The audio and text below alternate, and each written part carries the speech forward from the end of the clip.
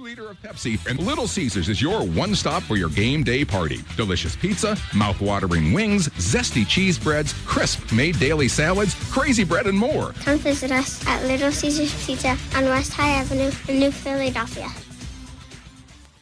Simona Bolteron is a global leader in plastics technology, manufacturing thermoplastic products for industries such as aircraft interior parts, medical device housings, wall coverings, general thermoforming, and many more. Simona Bolteron, a company like a friend, is proud to be a part of the community and wishes all local athletes good luck and have a great year. For more information, visit them online at Bolteron.com. Simona Bolteron, 1 General Street, Newcomerstown. Hi, I'm Zach Motice with the Tuscarawas Insurance Agency, and you're listening to the home of the area's best high school football coverage on Big Z Sports.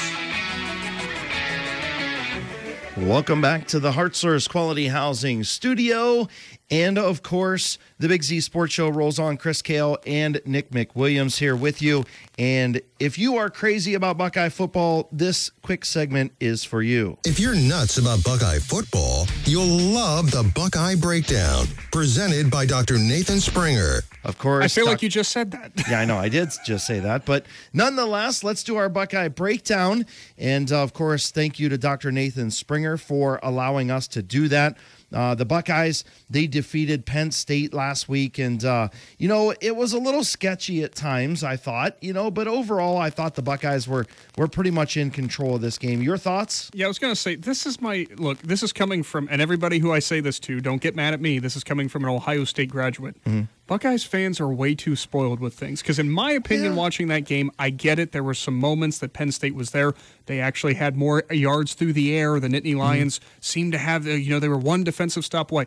I never thought Ohio State was really in danger of losing control of that game. Just truthfully, that's just how I felt. And it was something that they came into a contest against an opponent they were better than, and they walked away with the win. It's nothing more than that, and I think they did exactly what they needed to. I think they have their eyes set ahead on much bigger prizes, so to speak. Yeah, and they won the turnover battle 3-1, of course. They outrushed them pretty well. I mean, 161-33 is a pretty disparaging number. But like you said, they did Penn State got them in the passing game, 361-305. Total yards was fairly close. I mean, you look at Ohio State, they give up almost 400 yards offense. Yeah. I mean, we know this defense is suspect at times. It is what it is, right? C.J. Stroud, 305 yards. He was 22 of 34, had the 1 touchdown. Sean Clifford on the other side, 35 of 52, 361 yards, a touchdown and a pick.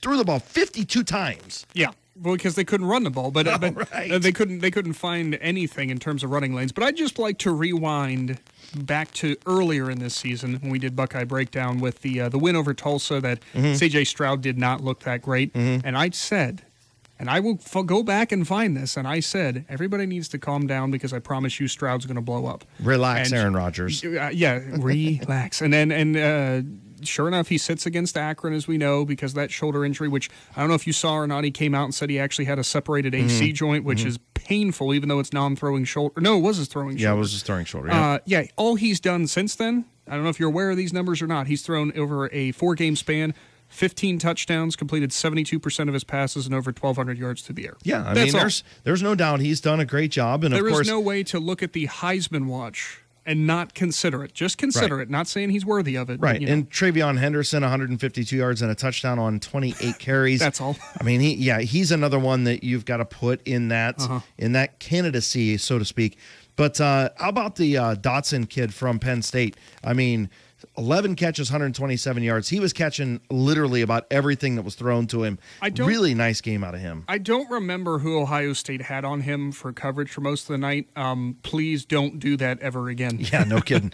Jackson Smith-Njigba, 97 yards receiving, the 1 touchdown. Chris Olave, very quiet night, 3 of 44 and a touchdown for him. Still solid, but yeah. Oh, yeah. I mean, definitely a solid, but my favorite play was old boy Rumblin' and stumbling down the sidelines for the touchdown for the Ohio State Buckeyes, and on that fumble recovery. Man, I'll tell you what, he was straight gassed, and he told the guys, like, look, give me some room. I need to breathe. They were all over him. He also got a running start on that 40-yard dash and basically took him 5.5 seconds. But yeah, just the tradition, at least around my house and everything, whenever a defensive lineman picks up the ball or intercepts it or something running to the end zone, you got to start screaming "fat guy touchdown." And I think that's giving him good energy to get in the end zone. Yeah, I agree. It was it was a nice performance. The defensive line did their thing. Again, the secondary, Seven Banks had a decent game. But I'm just, Haskell Garrett's another one that kind of confuses me. He just hasn't. You're expecting him after the year that he had last year, and I understand who you had on the other side of him, right? But man, I'll tell you what, he just hasn't done anything in the middle this year. He has. Truthfully, in the Big Ten, he's one of the most dominant guys who's going to line up over the center, at least in my opinion. Just given what he's done. Yeah, I get it. He hasn't had as many sacks or anything like that. Right. You got to realize teams scheme differently. They're probably going away from him. Still, when they stuff the run up the middle, he has a big hand in that. So I don't think there's anything wrong with that. And I just find it funny. Again, we're talking about the fifth team in the nation. Yes, I understand the Oregon loss is still there, and that's probably why they're at number 5. But this team is rolling right when they need to, and it's similar. It's eerily similar when we're talking about Ohio State back. I'm not saying they're going to get to the national championship, but back in 2014, losing week 2 to Virginia Tech. Oh, there's no way this team's ever going to be able to recover. I don't think the next game they looked that great either. Then they started rolling. So yeah, I think totally fine. And they got Nebraska tomorrow. That game is noon kickoff, right? I do believe. I think it's an early game. It is noon, yes. Yeah, and right now, noon kickoff at Nebraska. 14.5-point favorite Ohio State is opening as. I don't see any issues here, but we'll see. You've got Michigan State, Michigan looming on the horizon, Purdue looming on the horizon. So we'll see what's up next for the Buckeyes. Again, thank you to Dr. Nathan Springer for our Buckeye breakdowns. It is now time to do our Benson's Market and Catering Pick'em list. Of course, Benson's Market and Catering on North Worcester Avenue in Dover. Get your daily and weekly specials by visiting bensonsmc.com. Follow them on Facebook. Stop in on Worcester Avenue. And Nick McWilliams, you have our Pick'ems list. I do, and I just like to brag once again there. I am still at the top, still leading. Chris. Blah, blah, blah. You're getting close. You're almost all the way back. Joe's right behind me, 2 games back. Travis all the way back there, 3 games back. Adam, 8 games back in 4th place. And yeah, Chris, we're not going to tell you what number you are. For our picks, I'll just go through some of the 10-0 ones for local playoff games. West Holmes 10-0 favorites over Tiffin Columbian. St. Clairsville 10-0 pick to beat the Carrollton Warriors. And one other local game we got, Garaway taking on Ravenna Southeast tomorrow. 10-0 in that one. Some not-so-local games, or at least one of those. Chardon picked to beat Streetsboro 10-0 in our picks. Now, some of these are interesting. Tonight's matchup in play-by-play action, Dover and Aurora, 6-4 in favor of Dover. Only ones to pick Aurora, myself, Joe, Adam, and Jay Lou. Heath, 6-4 favorites over Indian Valley. Ridgewood, 9-1. I'm going to leave it up to interpretation who picked Wheelersburg. Oh, boy. 8-2, Lucas favored for their matchup against Malvern. Only ones take the Hornets. Chris, you and Adam. Some bigger playoff matchups are ones out of our area. Dalton favored 9-1. St. X favored 9-1 over Elder. Kenston 9-1 favorite over Steubenville. I'm going to pronounce it wrong, but I always do. Hamilton Baden 9-1 favorites. Hoban 9-1 favorite. All right. Some real interesting picks from Daniel Adams this week. I'll just put it at that. In college, 10-0 favorite for Ohio State. 2 pro games we've got here. 8-2 in favor of the Bengals. The only ones picking the Browns, yourself and Josh Lewis. Pittsburgh Steelers, 10-0 favorite over the Chicago Bears. Yeah, we'll see. That game's on Monday night, and all I got to say is, here we go, Steelers, to all you Browns fans. That wraps up our Benson's Market and Catering play each other Pick'em list. It doesn't matter. When we come back on this side of the break, we will head out to the Brick House and join Joe Geckler, Travis McClellan, and Adam Saweski as they bring you Dover and Aurora right after this. Next! High school sports are underway, and with that, you might be looking for a place to eat before the next big game. How about 360 Burger in Cambridge? 360 Burger prides themselves on their fresh, quality ingredients, a full menu, and ice cream and shakes to top off your meal. So before you head to the game, check out 360 Burger, just 2 miles east of I-77 on Route 22. Find 360 Burger on Facebook or visit the360burger.com. Pizza is most everyone's favorite, and you have plenty of choices. But there's just something different about a pizza from Amici's Pizza in West Lafayette. Amici's Pizza takes pizza to an all-new level. You can get a traditional Italian pizza or try one of their delicious specialty pizzas. And everything from the dough to the sauce is made fresh daily. It doesn't get any better than Amici's Pizza, Kirk Street, West Lafayette. Big city taste for a small town price.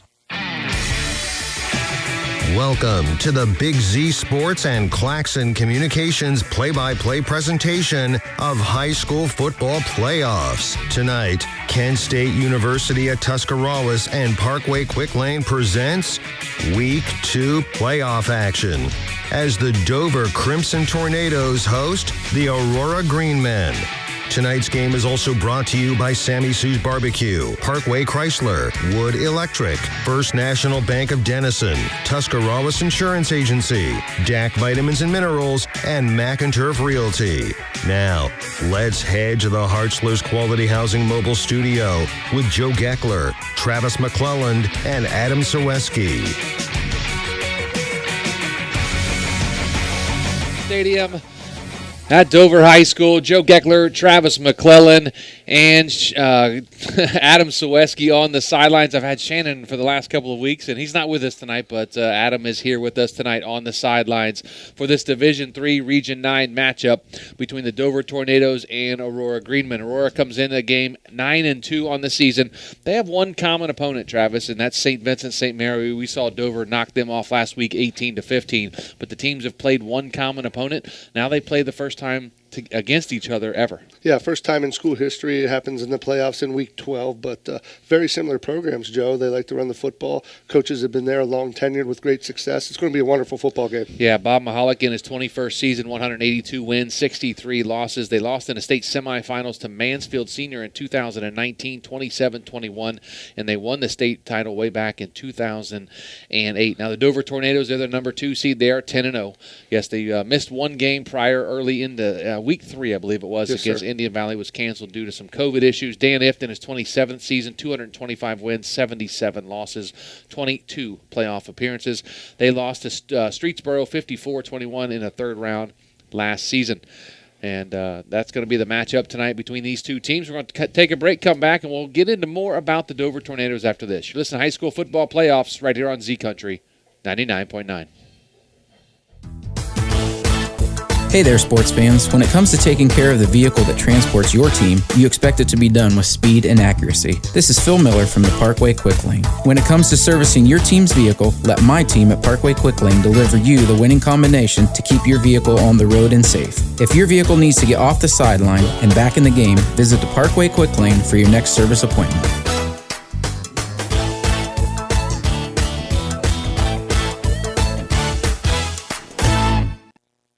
Powered by Purpose at Kent State University, Tuscarawas. Kent State Tusk offers over 30 bachelor's and associate degrees. We have over a dozen athletic programs, including basketball and volleyball.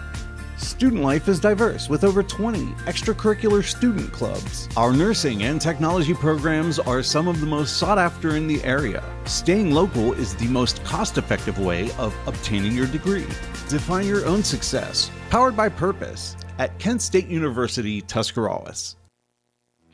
Tailgating season is here, so why not do it in style with a new vehicle from Parkway Chrysler Dodge Jeep Ram in Dover. Bring your trade and ask about great financing options on any car, truck, or SUV on the lot. Joel and the Parkway Chrysler Dodge Jeep Ram team will help you shop and find the best deal for you. No hassle and no stress. Fall is the perfect time for a great deal. Your way, the right way. Visit Parkway Chrysler Dodge Jeep Ram.com and drive forward.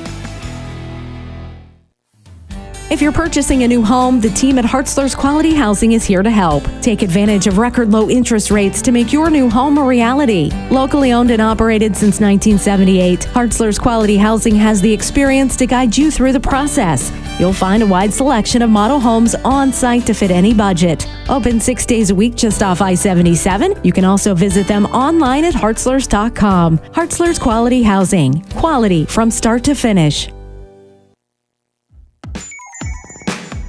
Wood Electric has been trusted with all of your electrical needs for over 30 years. They are the place to call for residential, commercial, and industrial work. Wood Electric is available 24 hours a day and ready to help with any electrical problem, outage, or installation. Wood Electric, serving Tuscarawas County and beyond since 1988. Like Wood Electric on Facebook or find them online at woodelectric.net.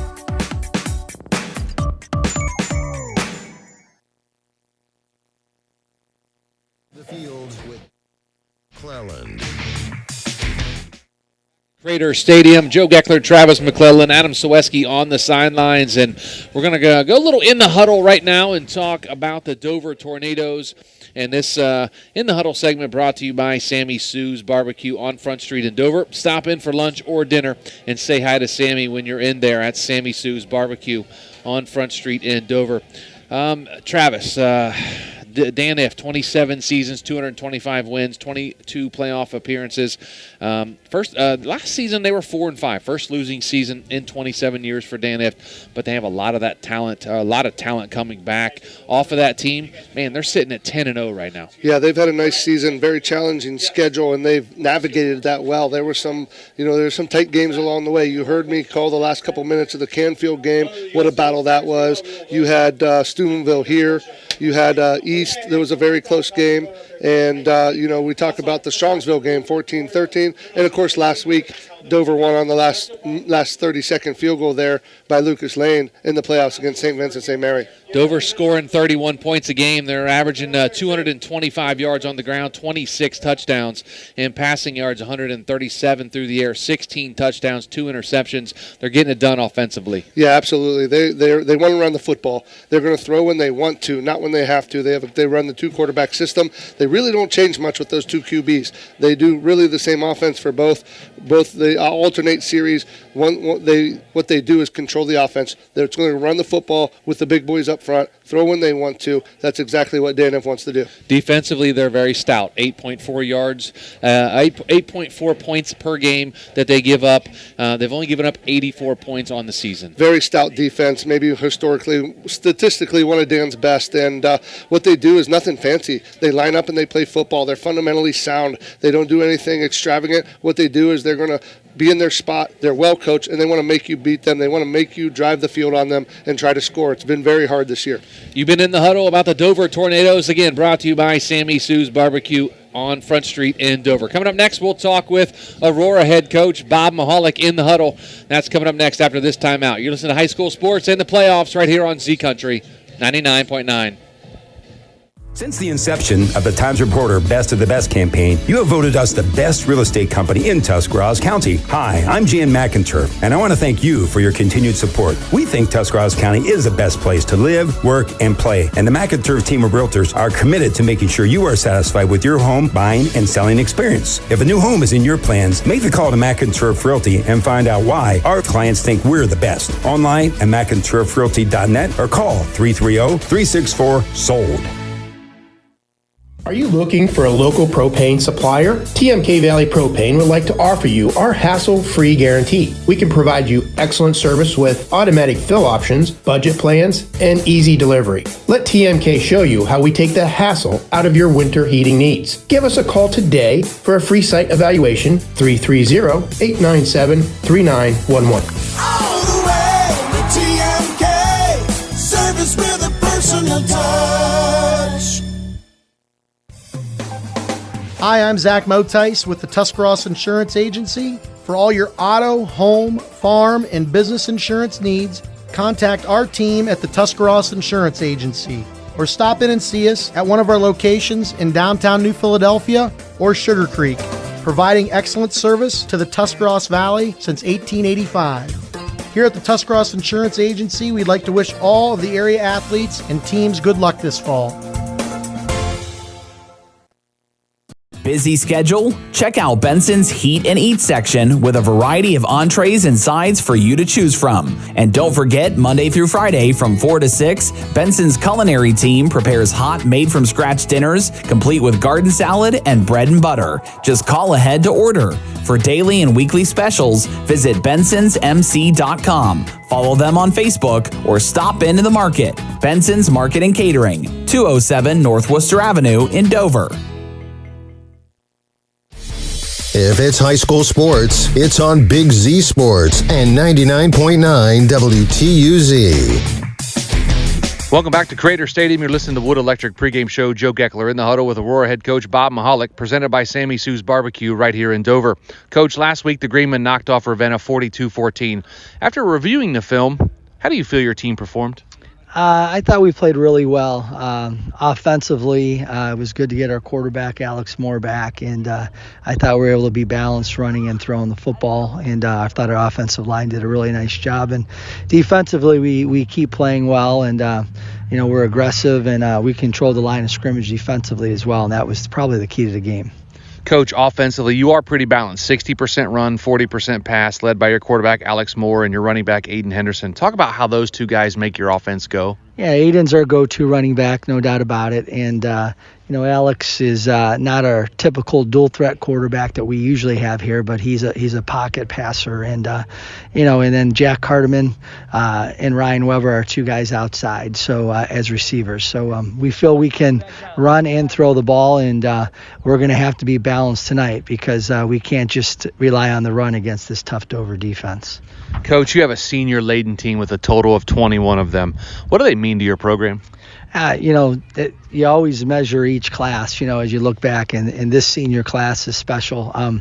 They were sophomores on our state semifinal team 2 years ago, and, they know what it takes to get deep in the playoffs, and they're just providing great leadership, and they're just great kids to be around and fun to be around. So we're hoping we can get a couple more weeks. Coach, how's practice been this week, and what's been the message? We've had a great week of practice. The message is we're playing a team that I think is pretty similar to us. I think they're fundamentally sound. I think we are too, and I think they're very well coached. Coach Ift and I go way back. We coached together in the Big 33 game, Pennsylvania, Ohio, back in 2006. And, of course, he brought Coach Wakefield here with him this year. And so you're talking about two Hall of Fame coaches. And, when you put on the tape last weekend getting ready, that's the first thing you notice is how well coached they are.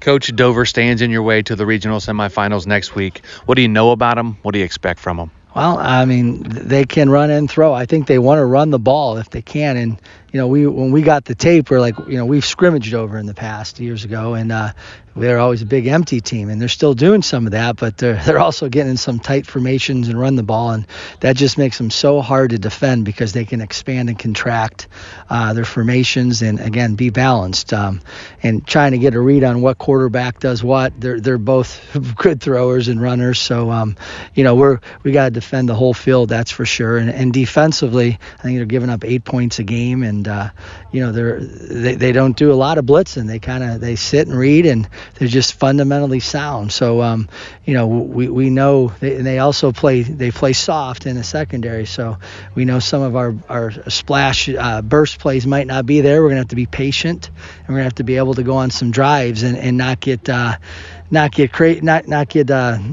impatient if we have to go on those long drives. Finally, Coach, what are your three keys for the Greenmen to knock off undefeated Dover and move on to those regional semifinals next week? Well, I think both teams are going to come out trying to run the ball. So we got to stop the run, and it's a cliche. We got to limit turnovers in a game where I think two evenly matched teams are playing like tonight. Turnovers always play a big role. And again, we think we have a pretty good special team. So I think, a lot of times special teams are overlooked, but in a close game battle like this, if we can win the special teams battle, we think we have a chance. Great to see you again, Coach. Thanks, and good luck here tonight. Thank you very much. You've been in the huddle with Aurora head coach Bob Mahalik, presented by Sammy Sue's Barbecue. Coming up, starting lineups and kickoff of Dover and Aurora right here on Z Country 99.9. This is the high school playoffs on 99.9 Z Country. The certified public accountants at Moore Niedenthal Incorporated believe in the value of relationships. Moore Niedenthal has been in business for over 40 years in your community. helping individuals and businesses grow. More Niedenthal can help manage and prepare your payroll, plan your estate, and prepare your business and personal income taxes. Stop in to the new More Niedenthal facility on North Worcester Avenue in Dover and become a valued client today. PAC Drilling, a family-owned and operated company since 2005 in Bolivar, takes pride in being an economic oil and gas drilling company. PAC's objective is to contribute to American energy independence through profitable development, operation, and marketing of oil and natural gas wells. PAC also employs operating technicians to oversee each and every well drilled to maximize its productivity and longevity. Contact PAC Drilling at pacdrilling.com. Joe Geckler, Travis McClellan, Adam Soweski on the sidelines, and we are about 3 minutes or so away from kickoff here for Division III Region 9 playoffs between Dover and Aurora.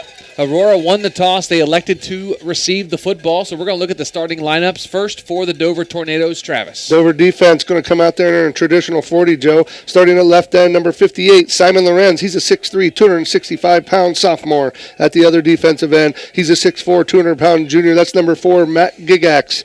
And at the defensive tackles tonight for the Tornadoes, number 52, Noah Tristano. He's 6'2", 285-pound senior. And the right defensive tackle, he's a senior. He's 6'1", 270. Number 67, Ryan McVicker, starting at the linebacking core tonight for the Tornadoes. At the left outside linebacker, number 56, Brett DeVault. He's a 6'1", 180-pound junior. And at the right outside linebacker, it's number 32, Connor McGarry, 5'8", 185, and a senior. And the man in the middle, number 54, Tyler Little, 6'1", 185, and a senior. Starting corners tonight for the Tornadoes, number 7, TC Malk. He's 6'1", 170, and a senior. And at the right corner, number 10, Tyler Stevenson, the 6', 155-pound junior. And the safety tonight for the Tornadoes, the strong safety, number 5, Gunnar Stutzman, 6', 165, and a senior. And the free safety, number 18, Ben Ham. He's 6'3", a 175-pound junior. And now to look at the offense for the Aurora Greenmen. They are 9-2 under the helm of Bob Mahalik in his 21st season as head coach here at Aurora. Up front, number 54, Matt Hopner. He's 6'2", 245, and a senior. Number 77, Kevin Paul. He's 6'3", 270, and a senior. At center, number 72, Quinn Gorman. He's 6', 225, and a junior. At right guard, number 74, James Ingram. He's 6'3", 240, and a senior. And at right tackle, number 71, Joey Arnold. He's 6'3", 270, and a junior. The signal caller, number 12, Alex Morey, 6'2", 210, and a senior. At tailback, number 26, Aiden Henderson, 6'1", 180, and a senior. And at fullback, number 33, Ryan Papish, 5'11", 195, and a junior. Tight end, number 85, Joe Felice. And he is 5'11", 215, and a senior. Wide receivers, number 6, Jack Cartman, 6', 170, and a senior. And number 9, Ryan Weber. He's 6'2", 190, and a senior. The kicker, Dom Trevisano. And, of course, the kick returners are going to be Jack Cartman and Aiden Henderson. Will be back deep on the kickoff to start the football game. Their punter is Zach Mohan, and he is 6'2", 225, and a senior. Very senior-laden football team for the Aurora Greenmen. Yeah, they're very senior-laden. They're very experienced. They've made deep runs in the playoffs the last 2 years where these guys have been a squad. Number 12, Alex Moore, has been the quarterback since his sophomore year. He's got plenty of snaps under his belt. They're senior-laden. They're veteran-led, and they're ready to go. It's going to be a fun time. We're going to head down to the sidelines and check in with Adam Soweski. And Adam, it's about kickoff. We're about 15 seconds until the ball is kicked off here in Division III. How's the atmosphere now? Well, the atmosphere is great. Both sides are filling up. You can tell both teams take the field. Cool entrance that the Tornadoes put on for both teams. Ball is teed up at the 40-yard line. Of course, Lucas Lane, the kicker for the Dover Tornadoes. And back deep to return this opening kickoff, number 6, Jack Cartman, and number 26, Aiden Henderson. They are both seniors, and they are both very dynamic. Lucas Lane, the lefty-footed kicker, going to kick off here for the Tornadoes. The ball's teed up. There's 12 minutes on the clock, and Lucas Lane's left foot gets into the ball. It's going to be a high end over and kick, fielded at about the 15-yard. Cuts back inside the 20, goes Aurora as they start out. That's number 6. Jack Cardeman on the return all the way down inside Dover territory, inside the 20 in the Little Caesars red zone. They'll have it 1st and 10. Number 18, the junior free safety, Ben Ham, comes over and makes the tackle, but not before Carterman brings it back inside the 20-yard line. The great start for Bob Mahalick's troops. The Dover defense is going to have to stand up and make a play for the Tornadoes. So 11:47 to go here in the first quarter. No score, just underway. 1st and 10 at the Dover 16-yard line for the Aurora Greenmen. Alex Moore at quarterback again, Aiden Henderson and tailback. We have a shotgun formation, 2 wide receivers on the far side, 1 here on the near side. A receiver goes in motion here on the near side. And the hand is to Henderson here off the left side. Makes one guy miss, spins out of another tackle, gets down close to the 10-yard line where he's going to be dropped on the play. Looks like number 67, Ryan McVicker, in on the stop for the Dover Tornadoes. The Greenmen there, they bring the guy in jet motion, then pull the backside guard and tackle. They're trying to outnumber the Tornadoes towards the boundary. McVicker makes the stop on 1st down. 11:25 to go here in the first quarter. No score between Dover and Aurora. They have it 2nd and 5 at the Dover 11-yard line inside the Little Caesars red zone. A shotgun formation, 2 wide receivers to the far side, 1 here on the near side. Henderson in the backfield with Alex Moore. The snap, looking, fires over here to the near side, almost intercepted by Dover, and that was number 7, T.C. Malk. He jumped the route, almost had the interception, but goes in and out of his hands. Moore tries to throw that little stop route, Joe, and Malk, as we've seen earlier in the year, likes to jump that route. He picked off one last week. He got one in the Strongsville game. He almost did it there. 11:06 to go here in the first quarter. 3rd down and 5 from the Dover 11-yard line. Aurora comes out 3rd and 5. They have it. Shotgun formation. 2 receivers to the far side. 1 on the near side. That's Carterman that goes in motion. They're going to jet sweep, hand it to him. He's off the right side to the 5. Inside the 5, close to the goal line. He is down close. At about the 1-yard line is Jack Carterman. Almost got into the end zone, but it's going to be 1st and goal. Carterman there takes the jet sweep. He comes left to right and gets around the corner there. Makes a great cut up inside the block and gets down inside the 5.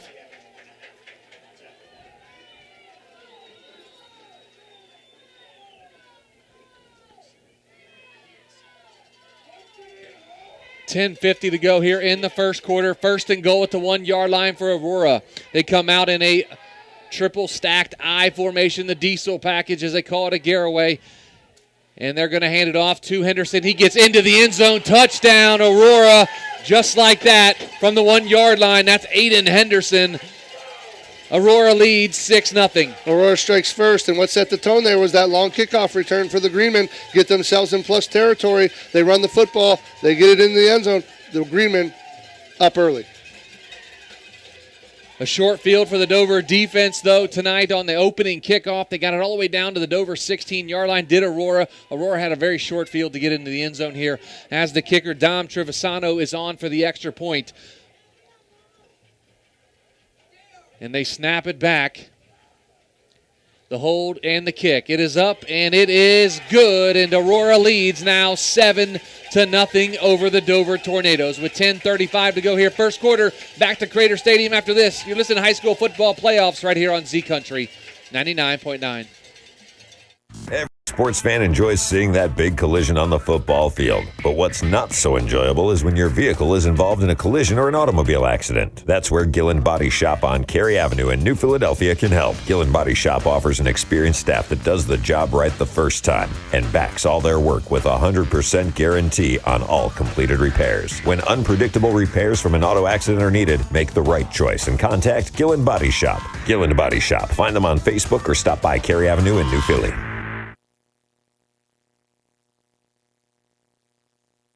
Playoffs.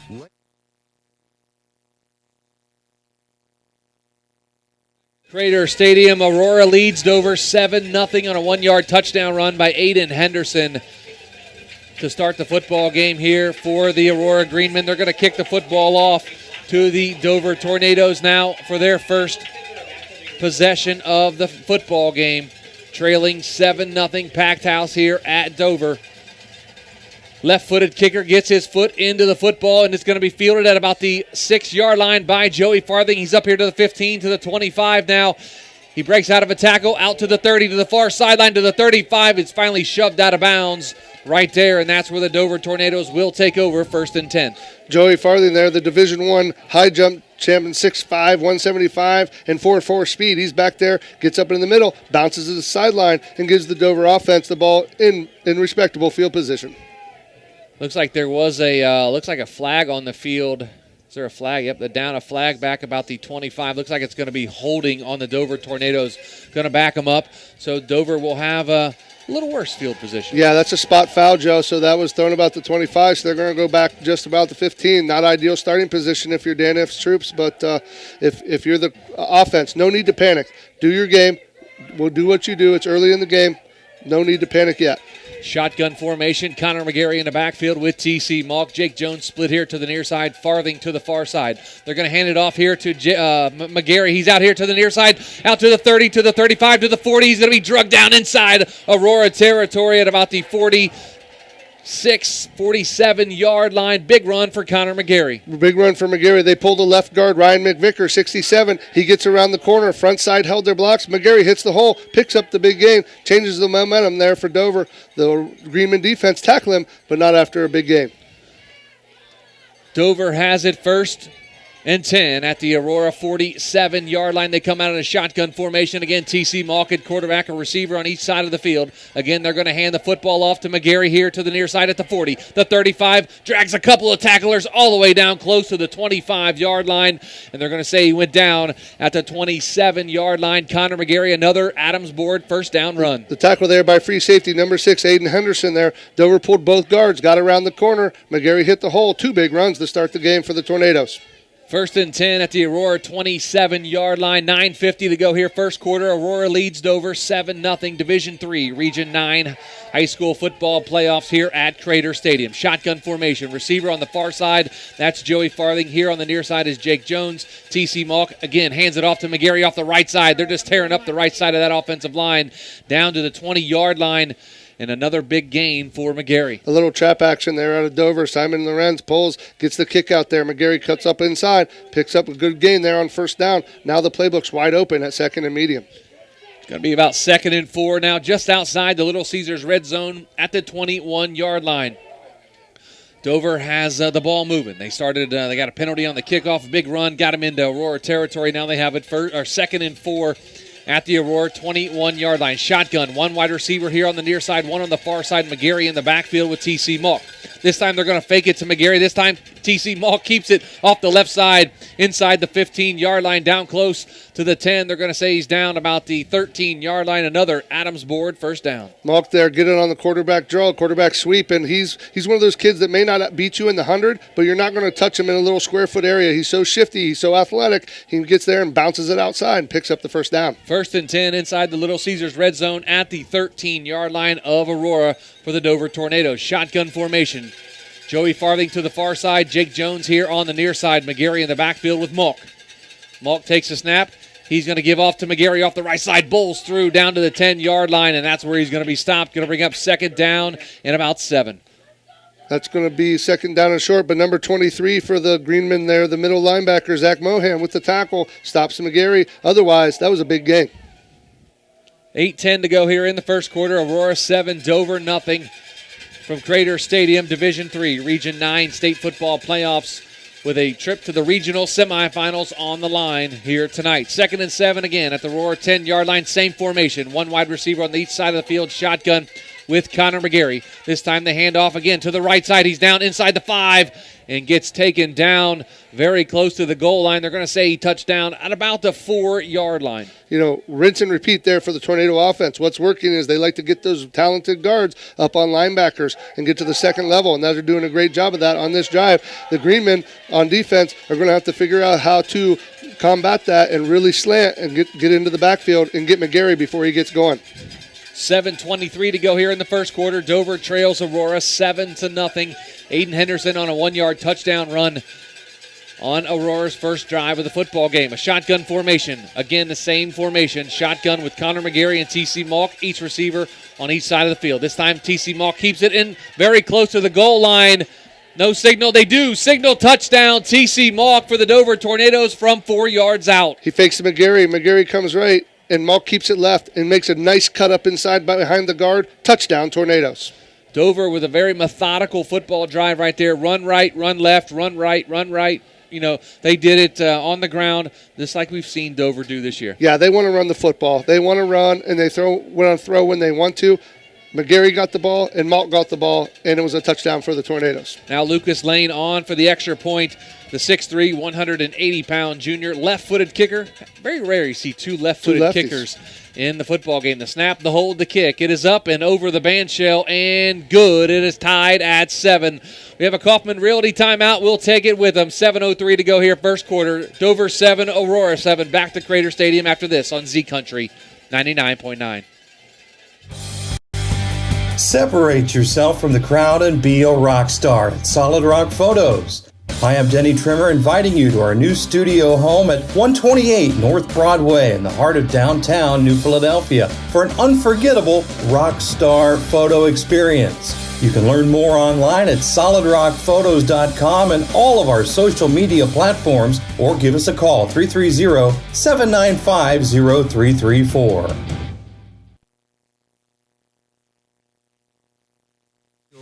Joe Geckler and Travis McClelland. 7:03 to go here, first quarter between Dover and Aurora. Head down to the sidelines real quick. Talk to Adam Soweski. Adam, it was Connor McGarry more on that first drive. Absolutely. That was a perfect way for the Dover Tornadoes to answer following the Aurora quick score with a long kickoff return. Dover marched it right down the field, heavy with the run game. And now in the kickoff, Lucas Lane pins him deep inside the 10. Carterman picks it up, and he's going to be dropped right there at about the 11-yard line. Kind of an in-between kick. The return men kind of didn't know what to do. They let it hit the ground. Carterman had to go back and get it, and he got out close to the 11-yard line. That's great coaching by Dan. If they saw they had a bench return in last time, Joe, and so they kicked it down into the corner, that's a live ball. Carterman had to pick it up. Number 5, Gunnar Stutzman, the strong safety, down on the tackle, and Aurora's going to have to drive the field here. 7:01 to go here, first quarter. Dover 7, Aurora 7. Aurora has the football, 1st and 10 at their own 11-yard line. Again, Alex Moore, their quarterback. Aiden Henderson, their tailback. Ryan Papish is their fullback. They come out in a shotgun formation. Ryan Weber and Jacob Matuzik split here to the near side. Carterman to the far side. Carterman goes in motion. They're going to hand it to him here on the near side on a jet sweep. He's out to the 15. It takes a shot just short of the 20-yard line. And it's going to bring up 2nd down. Linebacker Connor McGarry comes over and puts a shot on Carterman, but he hits that corner quick on that jet motion, Joe. He gets the ball, and he wants to get the corner. So it's going to be 2nd down and short for the Aurora Greenmen. They're calling it 2nd and 2 from their own to the near side. You have Carterman and Matusik split to the far side with Moore at quarterback. They give it to Henderson here to the near side. He's up to the 20, makes one guy miss, stutter steps, and gets driven out of bounds. Very close to the first down. It is going to be an Adams board first down. A little stretch play to the boundary there by the Greenmen, and number 56, the outside linebacker, Brett DeVault, bumps him out of bounds, but not before he picks up the first down. 1st and 10 now for the Aurora Greenmen. Game tied at 7. 6:18 to go here in the first quarter. Fast-moving first quarter. Both teams are running just the football. What we expected, Joe. They're both really identical teams as far as strategy. They both want to run the football. With that, the clock keeps moving. We talked about a fast game. They're really like mirrors of each other offensively. Ryan Weber goes split to the far side with Jacob Matusik. He's on the far side as Carterman split here to the near side. He goes in motion. They take the snap. Does more. He flips it out to Carterman on the far side of the field. Makes one guy miss at the 20 and then falls down at the 30-yard line. They're calling him down at the 31. That was a nice pickup. Going to bring up 2nd down. 32, McGarry on the tackle for the Tornadoes. But what the Greenmen are trying to do, bring him in motion, try to flood those zones. Now number 22 for Aurora checks in. That's going to be Ashton Messner as he checks into the football game. Alex Moore gets the call from head coach Bob Mahalik. And now relaying the play to his team in the huddle. They have for 2nd and 1 at their own 31-yard line with 6 seconds on the play clock. Shotgun formation. Receiver here comes in motion. Moore takes the snap. He gives it off to Henderson off the right side. Get a big block out here to the 35. There's a flag down on the play, though. Out here to the 50, to the 40. Inside Dover territory. He's brought down at the 35-yard line. Looks like we have a flag on the play way back at about the 31-yard line. 56, Brett DeVault comes downfield and makes the tackle. We'll see what the call is. It's going to go against the Tornadoes. Maybe illegal hands to the face, maybe something like that. I didn't see the signal there. Illegal chop, maybe? Yeah, legal chop, which it means when they're engaged, you can't hit them low, and that's what happened. That's going to be not a penalty. They're going to take the result of the play, and that's going to be deep into Dover territory with them. Sets up themselves with great field position. Yeah, that's a big run there and a big play there out of the Greenman. And with the penalty tacked on, they're in business again just outside the Dover 20-yard line. The Dover defense is going to need to stop here. Shotgun formation, 2 receivers on the far side. 1 now comes in motion here on the near side. Moore takes a snap. Again, they hand off to Henderson. Off the right side, makes one guy miss, gets out past the 20-yard line. And there's a big scrum there. Looked like a rugby scrum for a minute, and they call him second down at about the 18-yard line. Yeah, the middle of the Dover defense there with Noah Tristano, Ryan McVicker, and the linebackers there stuff that up. It's going to be second down and 8, but if Dover's going to get a stop here, they got to win here on second down and force Aurora to maybe throw the football. 2nd and 7 at the Dover 18-yard line inside the Little Caesars red zone. Football game tied at 7. Carterman goes in motion. A little swing pass out to Carterman as we saw earlier, and he gets knocked out of bounds by the Dover defender close to the 10-yard line. Number 18, Ben Ham, the free safety, comes over and makes that tackle. They like that little flood route there out of the zone, and they're going to that early when they do have to throw. Ben Ham, the junior free safety who fills the alley really well, comes up and makes the tackle. Going to be 3rd down and 1 at the Dover 12-yard line for the Aurora Greenmen, who they are tied with 7-7, 3:45 to go here in the first quarter from Crater Stadium, Division III, Region 9 high school football playoffs. Going to have 2 receivers split here on the near side. That's going to be Burke and Carterman. Now Burke goes in motion to the far side and joins Matusik as Henderson in the backfield. They give to Henderson. And he's off the right side, tries to make it out of 1 tackle, and he gets maybe back to the line of scrimmage. They pulled both guards there to the right, trying to get out and lead him. Dover seals the edge, so he has to try to cut back and pick up the first down. It's going to be close. It looks like officials are looking in the white hat. They're going to timeout They're for gonna a measure. They're going to measure here for the first down.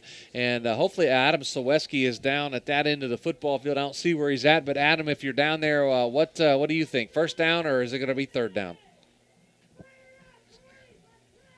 It looks like I think they got the first down. If not, it's going to be inches for sure. So 3rd and 1, they're saying at the 12-yard line. But they're going to do a measurement here and see what they stretch out the chains. And it's going to be a first down. First down by the nose of the football. The nose of the football, that's all you need. And that's going to be an Adams board first down. My nickname's Eagle Eye.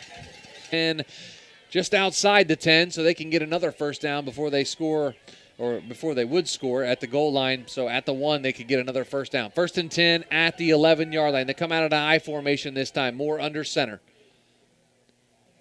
And he takes a snap. He's going to hand off to Henderson out here on the left side of the line, inside the 5-yard line, down close to the goal line. Going to bring up 2nd down and short for the Aurora Greenmen. Number 14, Jake Jones, the senior, comes up and makes the tackle, but not before a big pickup there on first down. 2:48 to go here in the first quarter. Game tied at 7 between the Greenmen and the Dover Tornadoes. They have it 2nd down and 1 from the 2-yard line. The Aurora Nikolai Henderson in the back of that I, more under center. He takes a snap. It's going to be a toss out to Henderson, out to the right side, and he's going to get stopped in the backfield by the Dover defender. And he is going to lose yards, does Henderson on the play as the pitch goes to the right. Dover's defender got out there and stopped him. Number 14, the corner again, Jake Jones. What he does is good well is he plays that inside out, Joe, and doesn't let him get the corner. Nowhere for him to cut. He wraps him up. You tackle legs. Great form there by Jake Jones. Good tackle for the Tornadoes. For 1 minute, 50 seconds to go here, first quarter. Game tied at 7. Between Dover and Aurora. 3rd down and 3 from the 4-yard line. 1 receiver split to the far side, I formation. They're going to hand it on a reverse. Coming around here to the left side. Dover smells it, and Matusik gets close to the goal line. They're going to say he's short of the goal line. Jacob Matusik down at the 1, but it looks like it's going to be a first down for Aurora. The first down, the Greenmen are going to have 4 cracks from inside the 1. 1:23 to go here. First quarter tied at 7. First and goal at the 1-yard line. 1:18 to go here. First quarter now down under 1:15. They're going to come out in that diesel package again with Henderson dotting the I. Looks like it's going to be a quarterback sneak, and that's exactly what it is. Let's see the call here from the side official.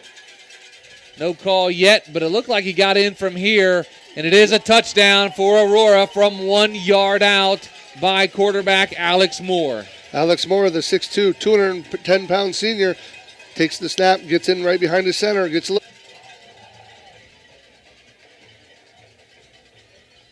58 seconds to go here in the first quarter. Aurora 13, Dover 7 on a 1-yard touchdown run by their quarterback, Alex Moore. Now their kicker, Dom Trevisano, on for the extra point. The snap, the hold, the kick. It is up, and it is good as Aurora now takes the lead, 14-7. We have a timeout on the field, a Kaufman Realty timeout. We'll take it with them.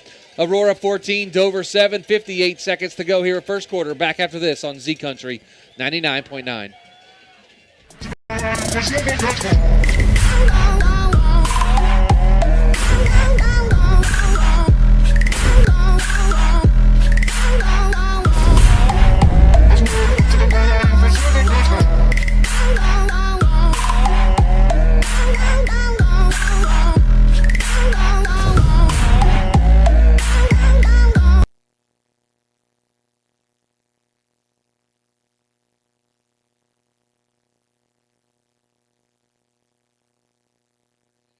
First quarter, Dover trails Aurora 14-7 down to the sidelines.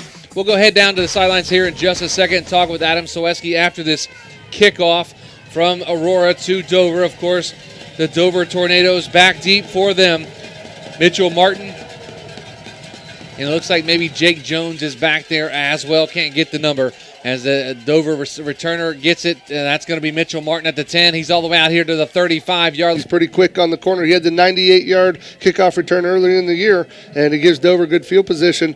The Greenmen running the football put themselves up 7. Down to the sidelines with Adam Soweski. Adam, the Aurora Greenmen, they just got down the field in a hurry. This running game, very, very good. Yeah, it looks like the running game's working both teams right now, so I don't see anything changing here in the near future until they have to start putting the ball in the air on a cold night like tonight. Two things have changed. Aiden Hall in the game now at quarterback, and then Mitchell Martin in at tailback. They go off the right side. They get a couple of yards there from Mitchell Martin. Going to bring up second down. Martin there, he comes in, the junior, puts his nose up in there and picks up a couple yards. Aiden Hall, the senior quarterback, 2-year starter, rolling in and out with Monk this year. You got two seniors, very, very veteran group there for the Tornadoes. Alternating quarterbacks for the Dover Tornadoes. Aiden Hall in on this series. Mitchell Martin. Also looks like number 85. That's J.J. Barton on the far side. Looks like we're going to have a timeout on the field. We're going to take it with them, a Kaufman Realty timeout. Back after this on Z Country 99.9.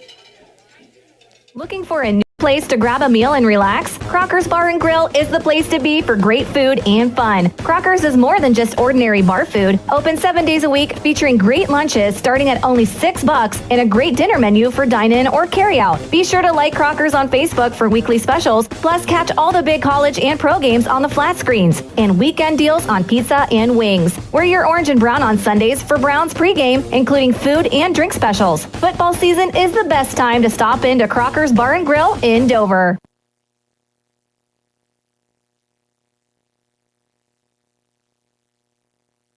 Welcome back to Crater Stadium. 15 seconds to go here in the first quarter. Dover trails Aurora 14-7.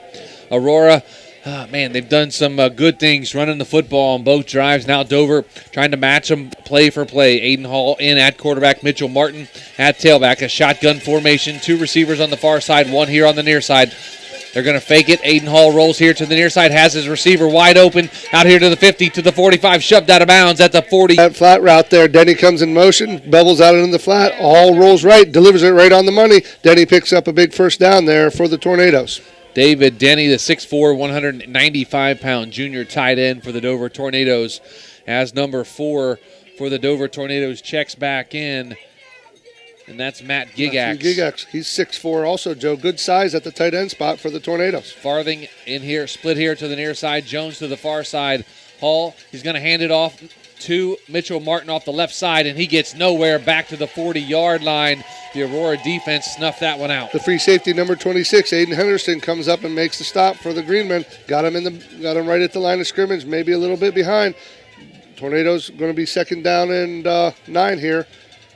Yep, 2nd and 9 when we come back at the start of the second quarter. Timeout on the field. We'll take it with them. We'll be back with high school football playoffs after this on Z Country 99.9. The Alcohol, Drug Addiction, and Mental Health Services Board of Tuscarawas and Carroll Counties is an agency established for the purpose of planning, funding, monitoring, and evaluating contracted mental health, alcohol, and drug treatment services. Services across 4 local agencies are available for county residents regardless of ability to pay. Mental health and physical health are connected, and taking care of both is a requirement for your well-being. Go to adamhtc.org for more information. Adams Board, supporting your journey to wellness. We are the Tyson family, and we would like to invite you to come visit your Little Caesars Pizza on West High Avenue in New Philadelphia. Looking for a quick and affordable lunch that's ready when you are? Try the lunch combo at Little Caesars Pizza. For just $5, you'll get half of a deep dish pepperoni and cheese pizza, plus a 20-ounce Pepsi product. This tasty $5 combo is available daily 11 until 2. And if you miss lunch, you can still take home the deep dish Little Caesars Pizza all day, every day for only $8. Big taste, small price. Come visit us at Little Caesars Pizza on West High Avenue, New Philadelphia. In and out of his hands in the end zone. He drops a touchdown pass, and that would have tied the football game up, Travis. Yeah, Farthing beat the DB there to the inside, and Hall laid it out there. Just couldn't quite connect for the Tornadoes, but that was open. I'm sure they'll go back to that later in the game. 3rd down and 9 now from the Aurora 40-yard line. Aurora leads 14-7 over the Dover Tornadoes. Dover behind the chains a little bit now at 3rd and 9 from the Aurora 40-yard line. Shotgun formation, a receiver on the far side. 3 receivers on the far side. Aiden Hall takes a snap, rolling to the far side, looking, fires to the far side, has his receiver, and that's going to be number 14, Jake Jones, and he's out of bounds. And it looks like there is a flag on the field back close to the 43-yard line, and that's going to be against the Dover Tornadoes. That's going to be a holding and a spot foul. They're going to back him up there, but what a nice throw from Hall, and what a nice job by Jake Jones settling down there in the little bubble right by the sideline. Goes up and gets 2 feet in. But to make the Dover Tornadoes, knocks him back to midfield. Now they're going to have it 3rd down and 19 from the 50-yard line. Dover now really behind the chains. A little bit behind the chains here. You're going to have to try to pick it up. Maybe look for that Farthing route where he leverages the DB to the outside and beats him to the middle. You got to get it down here if you even want a chance on 4th down. You got to get most of this back. Shotgun formation, 5 receivers. 3 here on the near side, 2 on the far side.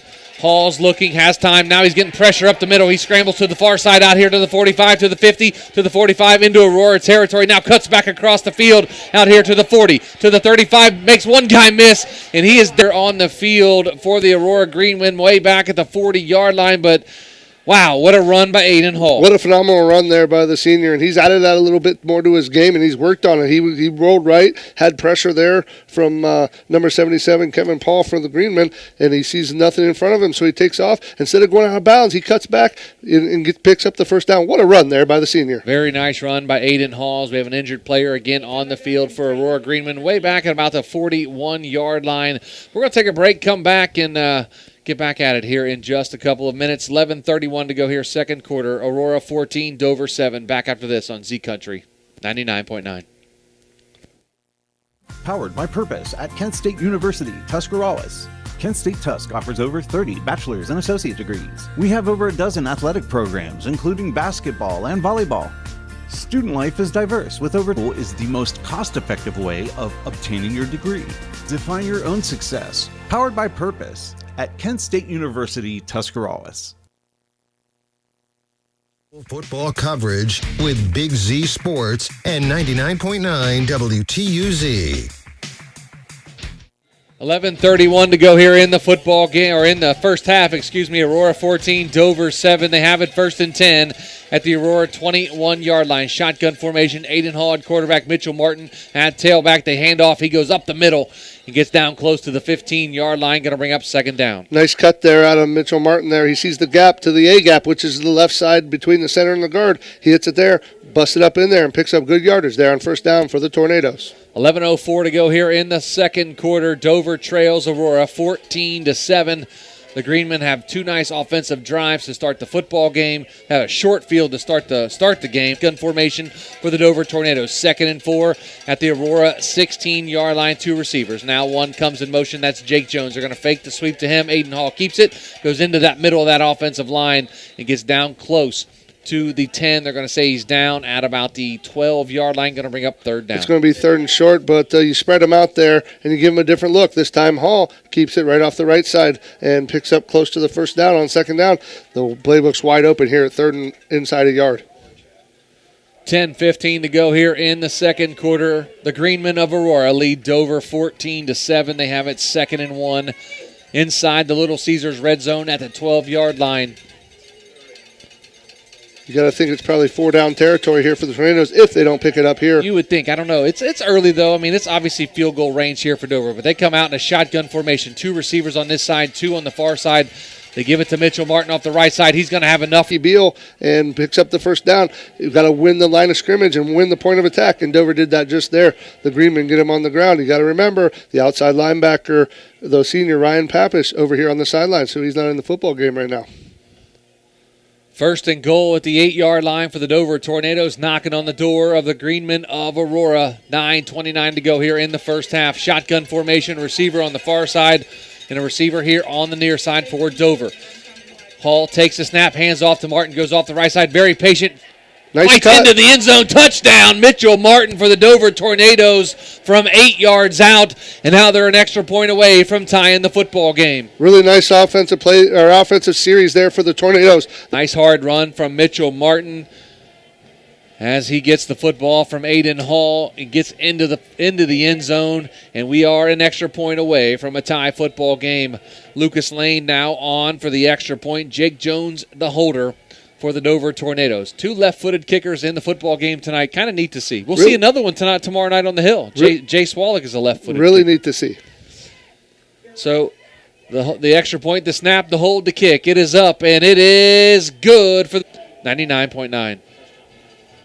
Tailgating season is here, so why not do it in style with a new vehicle from Parkway Chrysler Dodge Jeep Ram in Dover. Bring your trade and ask about great financing options on any car, truck, or SUV on the lot. Joel and the Parkway Chrysler Dodge Jeep Ram team will help you shop and find the best deal for you. No hassle and no stress. Fall is the perfect time for a great deal. Your way, the right way. Visit ParkwayChryslerDodgeJeepRam.com and drive forward.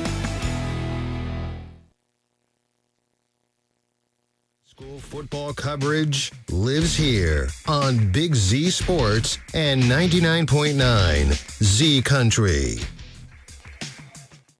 Welcome back to Crater Stadium. We are tied at 14 with 9:15 to go here in the first half between Dover and Aurora. Lucas Lane gets his foot into the football, high end over and kick. Going to be fielded by an up man about the 20-yard line. He's out here to the 25, and he's going to be dropped at about the 30-yard line for Aurora. Number 26, Aiden Henderson. That was Aiden Henderson. Dover there, much better coverage on their last 2 kickoffs after that big giving up with the first one. That's an adjustment by the coaching staff here. Last time Aurora drove most of the length of the field, Joe. Remember they mishandled the kickoff a little bit. They drove the length of the field. Let's see what will happen here. 9:09 to go here in the second quarter. Aurora takes over as they come out in a shotgun formation. 2 receivers on the far side. 1 here on the near side is Jack Carterman. Henderson in the backfield with Alex Moore, the quarterback. Carterman goes in motion. They're going to fake the jet sweep. Moore has time. Now he has pressure. Going to get, he dropped the football on the ground. Looks like the Dover Tornado has it, and they do. The Dover Tornadoes just recover a fumble from Alex Moore. He puts it on the ground as he was getting pressure, and Dover jumps on it. Simon Lorenz with the fumble recovery for the Tornadoes. Oh, I'm sorry. It was I'm Matthew Gigax on the recovery. Yeah, Simon Gigax, Lorenz, I'm sorry. He provided the football. First turnover of the football game, and the Dover Tornadoes take advantage of it. They have it 1st and 10 now at the Aurora 27-yard line. 9:01 to go here, first half. They come out in a shotgun formation. Connor McGarry back out there with T.C. Malk now at quarterback. 2 receivers on the far side as they're going to give it to Connor McGarry off the right side. Makes one guy miss. He's down the sidelines and finally gets shoved out of bounds inside the 20-yard line. Looks like the side judge threw a flag. Might have been a hold. They threw it down kind of where McGarry made his cut down the field. And we'll see what the call is. It is going to be a hold against the Dover Tornadoes. Get it on one of the wide receivers blocking downfield. That's a spot foul, so it's going to back him up. McGarry cut the corner, got up the field. The flag came out, and that signified holding against the Dover Tornadoes. Now, with 8:55 to go here in the first half, we are tied at 14. Tied at 14, we saw the first big mistake of the game. Dover takes advantage of that and recovers, but they've got another holding penalty, Joe. That's the second or third one on the Tornadoes that's kind of backed them up. This time, after the big run, it's going to be 1st down and 9. So they come out in a shotgun formation. 2 receivers on the far side, 1 here on the near side. And T.C. Malk gets all the way down inside the 20-yard line, close to the 18-yard line. They're trying to move the linebackers. You have the jet motion. Of course, you have McGarry going the other way. They're moving the linebackers and trying to hit it up the middle with Malk and pick up a nice pickup on 1st down there. It's going to be 2nd down and short for the Tornadoes. Real quick, Romig Agency scoreboard update. Tiffin Columbian leads West Holmes 6-0. St. Clairsville up on Carrollton 7-0. Indian Valley and Heath tied at 7. Kenston leads Steubenville 21-14. Shotgun formation, 2 receivers here on the near side, 2 on the far side with McGarry and tailback next to T.C. Malk. The hand is to McGarry right through the heart of that offensive line, and it's going to bring up 2nd down. They're going to stick to what they do. 8:19 to go here in the first half. 2nd down and 5 at the Aurora 13-yard line for the Dover Tornadoes. Again, tied at 14. Beautiful night for some high school football. Nice, cool, crisp air, and that's nothing better than high school football Perfect in the weather. fall. Shotgun formation again for the Dover Tornadoes. 2 receivers on the far side, 1 here on the near side. McGarry in the backfield with Malk. They're going to fake the handoff to McGarry. As Malk keeps it, he's going to be dropped in the backfield for a loss. That was a nice tackle there by number 23 for the Greenmen. He's going to be for the Greenmen there. Number 23, Zach Mohan on the tackle, the linebacker. He comes up and makes the stop on Malk there. If you saw that late, the defensive line for the Greenmen shifted late in their 40 defense, and Mohan comes up and makes the stop. 3rd down and 5 now from the Aurora 13-yard line for the Dover Tornadoes. As Gigax checks back out of the football game, they're going to bring in some receivers here, as looks like Tyler Stevenson checks into the football game. They're going to go 5 wide here, Travis, shotgun formation. McGarry's actually going to go back into the backfield. They're going to give it to McGarry off the left side inside the 10. Number 76, Mike Beal, helmet popped off. He's going to go out for a play, Joe, there. It's going to be 4th down and 5 for the Tornadoes. Decision time for Coach If. 4th down and 3 from about the 10-yard line for the Dover Tornadoes. And it looks like they're going to keep the offense out on the field. Noah Tristano comes in. Number 4, Matt Gigax checks back in as well for the Dover Tornadoes. T.C. Malk still at quarterback. They're going to go for it here on 4th and 3 at the 10-yard line. 3 receivers to the far side. McGarry in the backfield with T.C. Malk. Malk takes a snap, rolls here to the near side, looking, has his receiver. He finds him, and he gets shoved out of bounds. He's going to have enough. Comes out and gets towards the line of scrimmage. Malk does a great job of getting width there and creating a nice angle for the throw. Delivers it on time. Denny catches it, picks up a big 1st down. What a gutsy call there out of the Dover offense. 6:47 to go here in the first half. Game tied at 14. Dover has it 1st and goal at the 3-yard line. T.C. Malk under center now. And the handoff to Connor McGarry off the right side of that offensive line. Fights his way into the end zone. Touchdown, Connor McGarry. And the Dover Tornadoes have taken the lead after the turnover by the Aurora Greenmen. McGarry bounces off a tackle there, side cuts, and falls into the end zone for the touchdown for the Tornadoes. They take the lead, take advantage of a costly turnover there for the Greenmen. With 6:46 to go here in the first half, Dover 20 and Aurora 14. Of course, the extra point upcoming from Lucas Lane, the 6'3", 180-pound junior kicker for the Tornadoes. Jake Jones, the holder, for the Crimson and Cream. The snap, the Aurora. We're going to take a timeout, come back after this. You're listening to high school football right here on Z Country 99.9. Sammy's Barbecue on Front Street in Dover offers a menu full of house smoked meats, including choices like ribs, chicken, steak, and pork. Sammy Sue's takes pride in knowing that everything on the menu is made fresh in their kitchen with the freshest ingredients. Sammy's also offers a variety of specials all week long, including the popular wing nights every Tuesday and Thursday. Find Sammy Sue's Barbecue on Facebook for a full list of daily specials and everything they have to offer.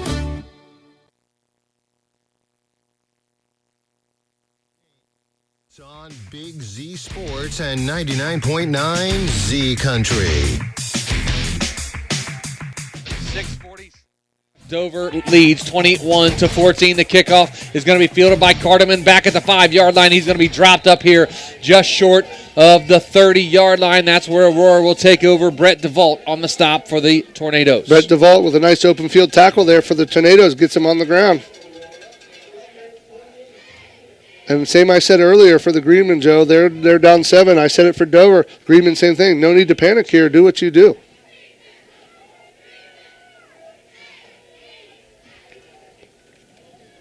Receivers on the far side, one here on the near side with Henderson in the backfield. Number 21, Burrick goes in motion. There's going to be a flag on the play. Going to be a delay of, going to be a false start on Aurora.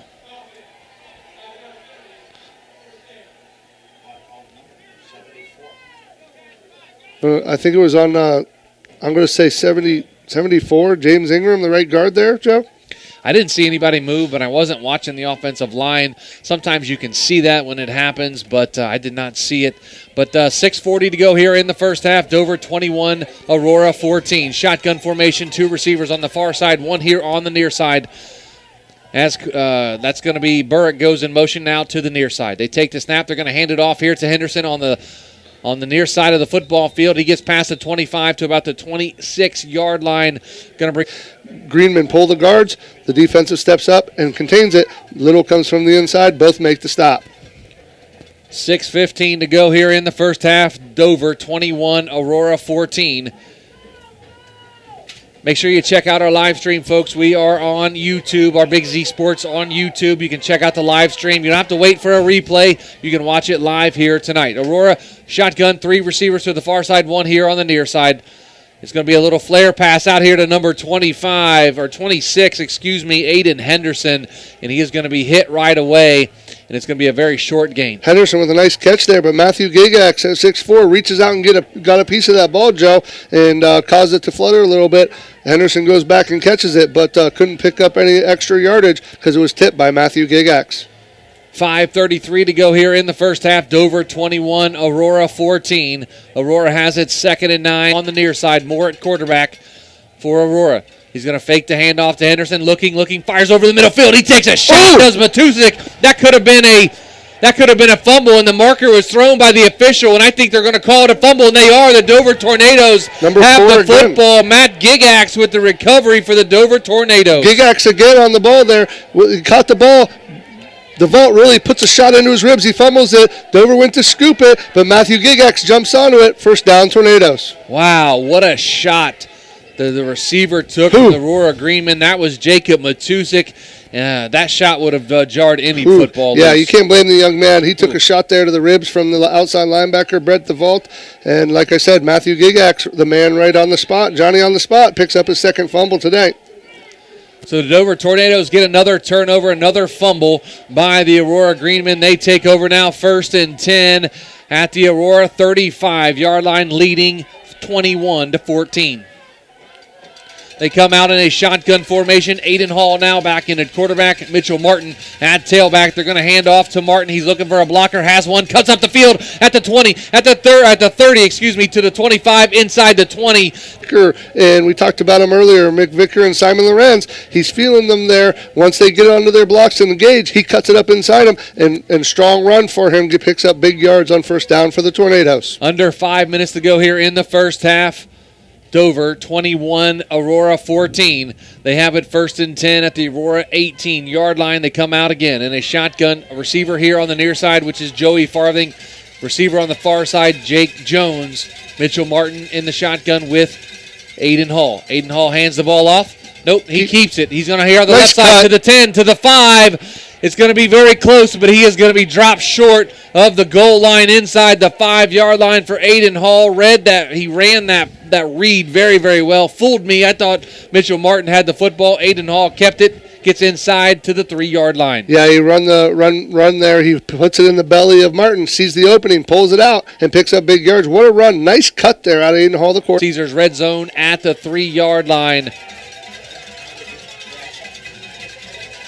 We have Hall under center. And he's going to hand off to Mitchell Martin into the end zone. Touchdown for the Dover Tornadoes from 3 yards out. Mitchell Martin extends the lead for Dover to 27.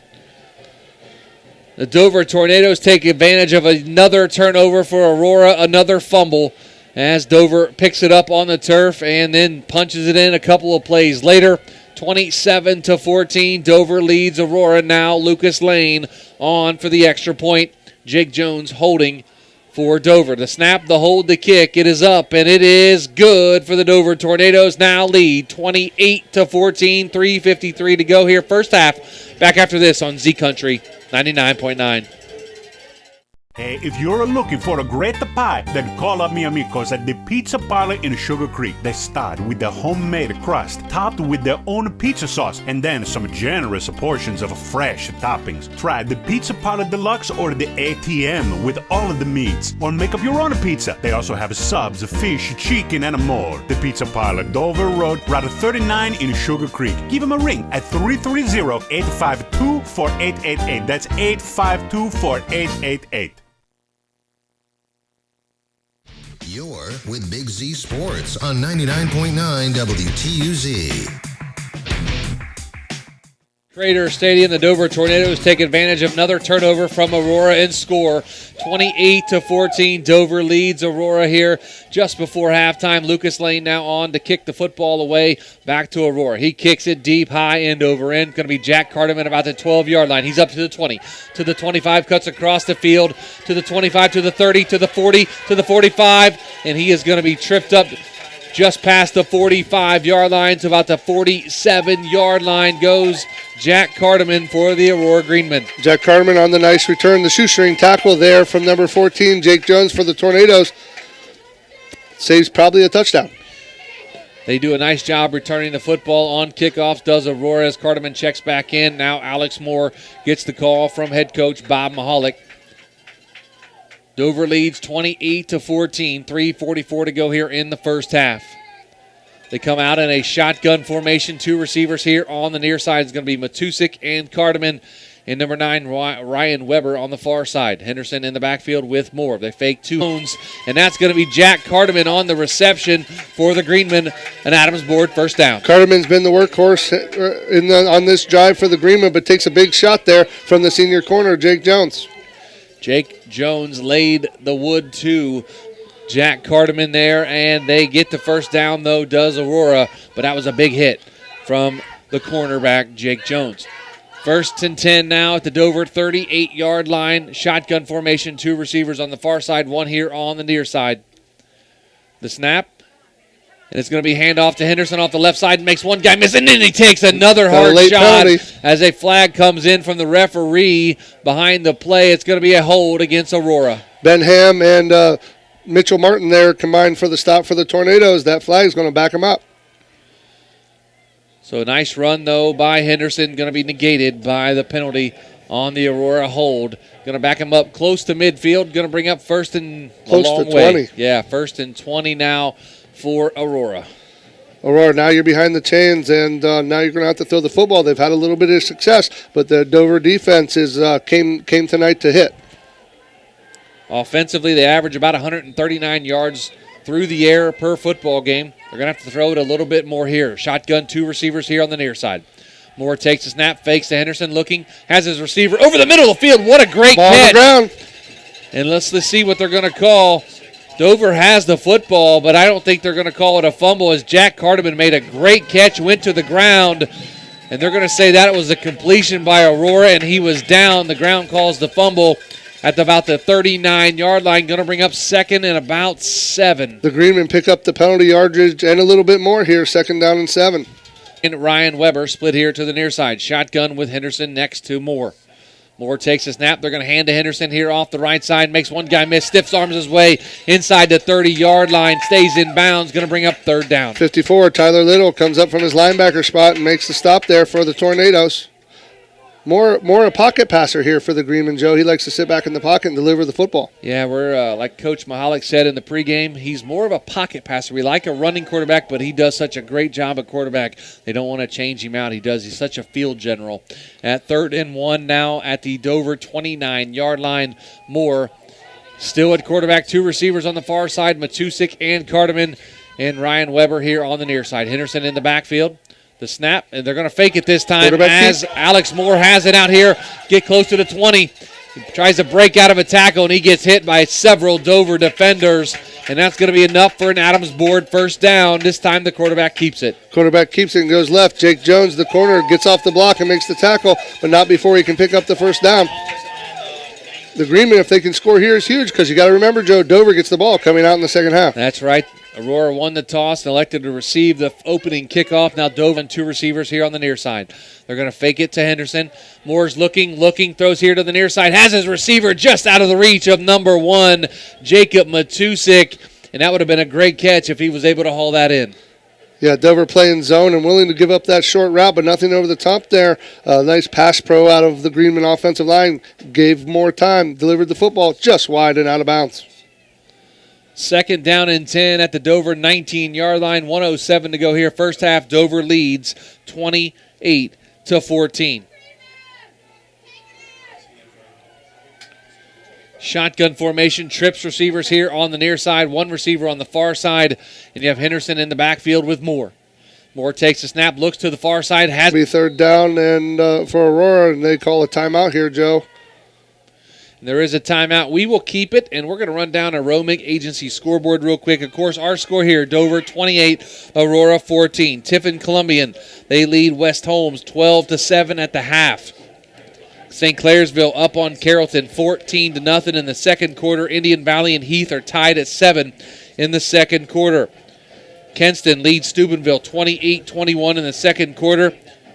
Medina Buckeye, they trail Rocky River 15-0 at the half. Meadowbrook, they trail John Glenn 21-7 in the 2nd quarter. Bloom Carroll up on Highland 7-3 in the 2nd. Of course, tomorrow night, folks, will be out on the hill in Sugar Creek for the Garaway Pirates and Ravenna Southeast Pirates. The Battle of the Pirates. The Pirates will win. The Pirates will win, as Jason Wallach said in the postgame last week. He guaranteed that's right, the Pirates will win. Yeah, that's right. I remember. Garaway 11-0, Ravenna Southeast at 9-1 on the football season. And Ridgewood, they host Wheelersburg tomorrow night in West Lafayette.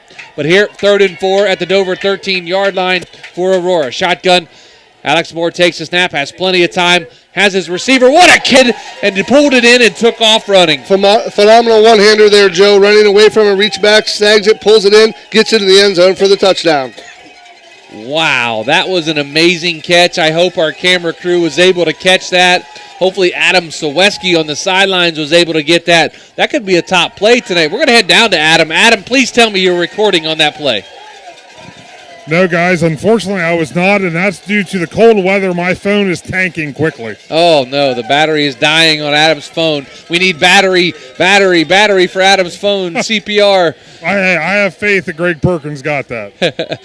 Snap is goes 28-21, but what a reception by Jack Carterman. That would have spelled big trouble for the Greenmen. They drive the field there, get it in the end zone. What a catch there by Carterman. Behind him. It was. He put up that was a heck of a catch. Yeah, and what a phenomenal athlete there. What a phenomenal catch. The gloves do help, these new gloves. They weren't like what we wore back in the day, the Newmans. That got a little wet. You just threw them away because they were slick as ice.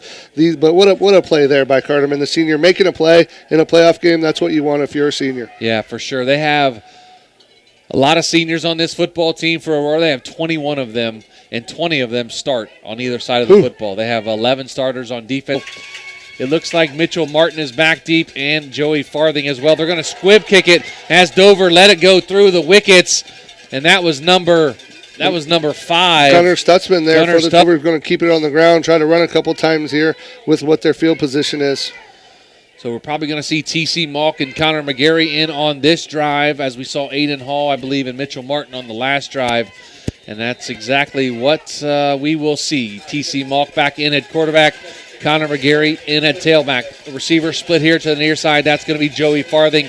The receiver on the far side, that is Jake Jones. Shotgun formation, McGarry in the backfield with T.C. Malk to his left. Malk takes a snap, fakes it to McGarry. He runs here to the near side of the field, out to the 30, takes a shot, but stays in bounds at about the 35-yard line. Going to bring up second down. Tackle there by number 22 for the Green. Yep, their first timeout here today. No, that would be their second. Did they take a timeout earlier? I think they did. But anyway, we'll keep it here. We'll go down to the sidelines and chat with Adam Saweski. This trip to the sidelines brought to you by Crockers in Dover. Adam, very much needed touchdown there for the Aurora Greenmen. Yeah, for the Greenmen, that's just what the doctor ordered. The bad thing is 30 seconds left. Dover's still having another timeout that they can use. You know, the Tornadoes, not going to be too difficult for them to get into even field goal range for Lucas Lane.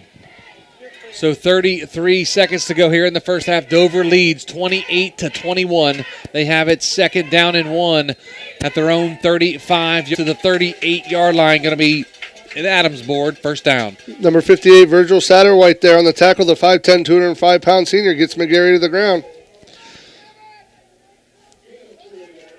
A Kime scoreboard update. The Indian Valley Braves lead now at halftime 13-7 over Heath. Big touchdown there before the half for the Indian Valley Braves. We're going to have it first and 10 now for the Dover Tornadoes with 13 seconds to go here. They do call a timeout on the field, and we will take it with them back in 30 seconds after this on Z Country 99.9. Are you automatic fill options, budget plans, and easy delivery? Let TMK show you how we take the hassle out of your winter heating needs. Give us a call today for a free site evaluation, 330-897-3911. All the way with TMK, service with a personal touch.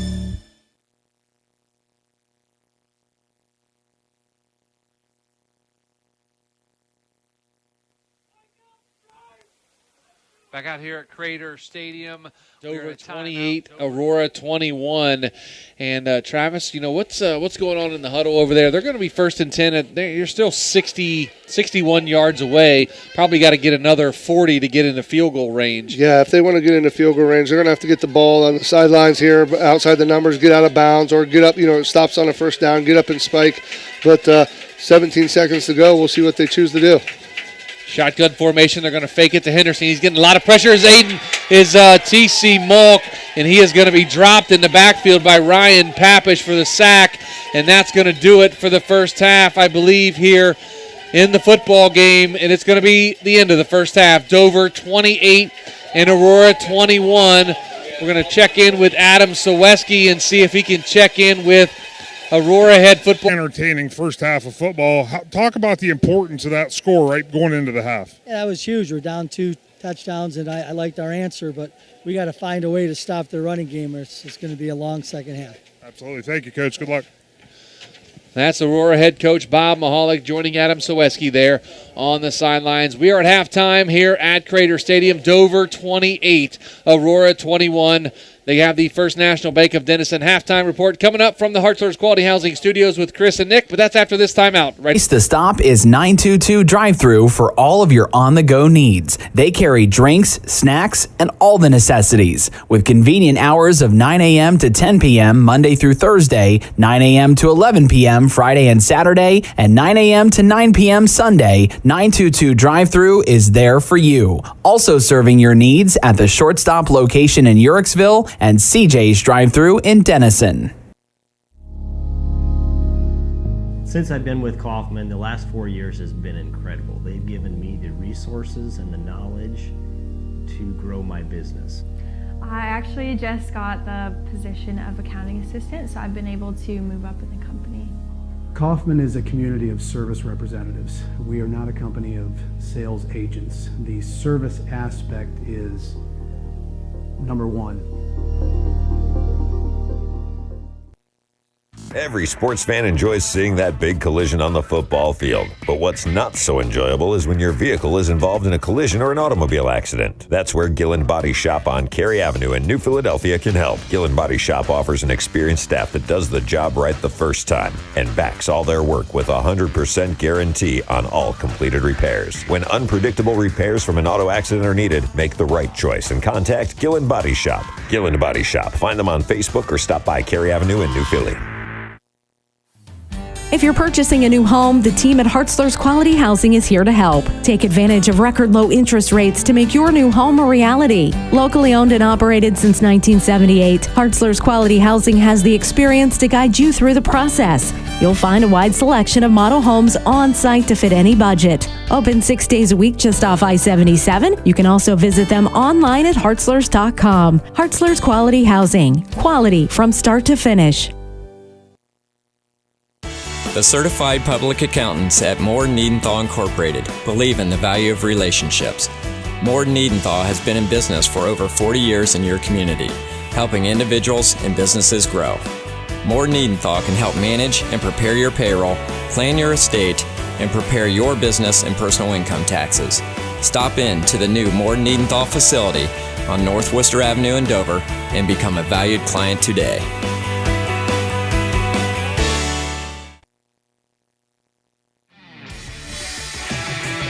It's halftime, brought to you by the First National Bank of Denison, a proud supporter of their communities for over 87 years, with offices located in Denison, Dover, Janadenhutton, South Broadway, and Schönbrunn in New Philadelphia. They have roots where others have their branches.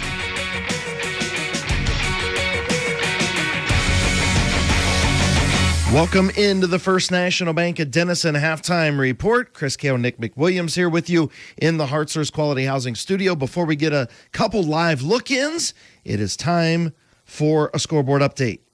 A Kimes scoreboard update, built on trust since 1911. Into week 2 of high school football playoffs. It's been a fun night so far in our play-by-play action. Dover leads Aurora 28-21, now going to halftime. It's been a bit of a shootout, something we probably weren't quite expecting elsewhere. Tiffin Columbian leads West Holmes 12-7. We'll see what head coach Zach Gardner and the rest of that coaching staff can do in terms of adjustments heading into the second half. Elsewhere, St. Clairsville all over Carrollton to this point, 21-0.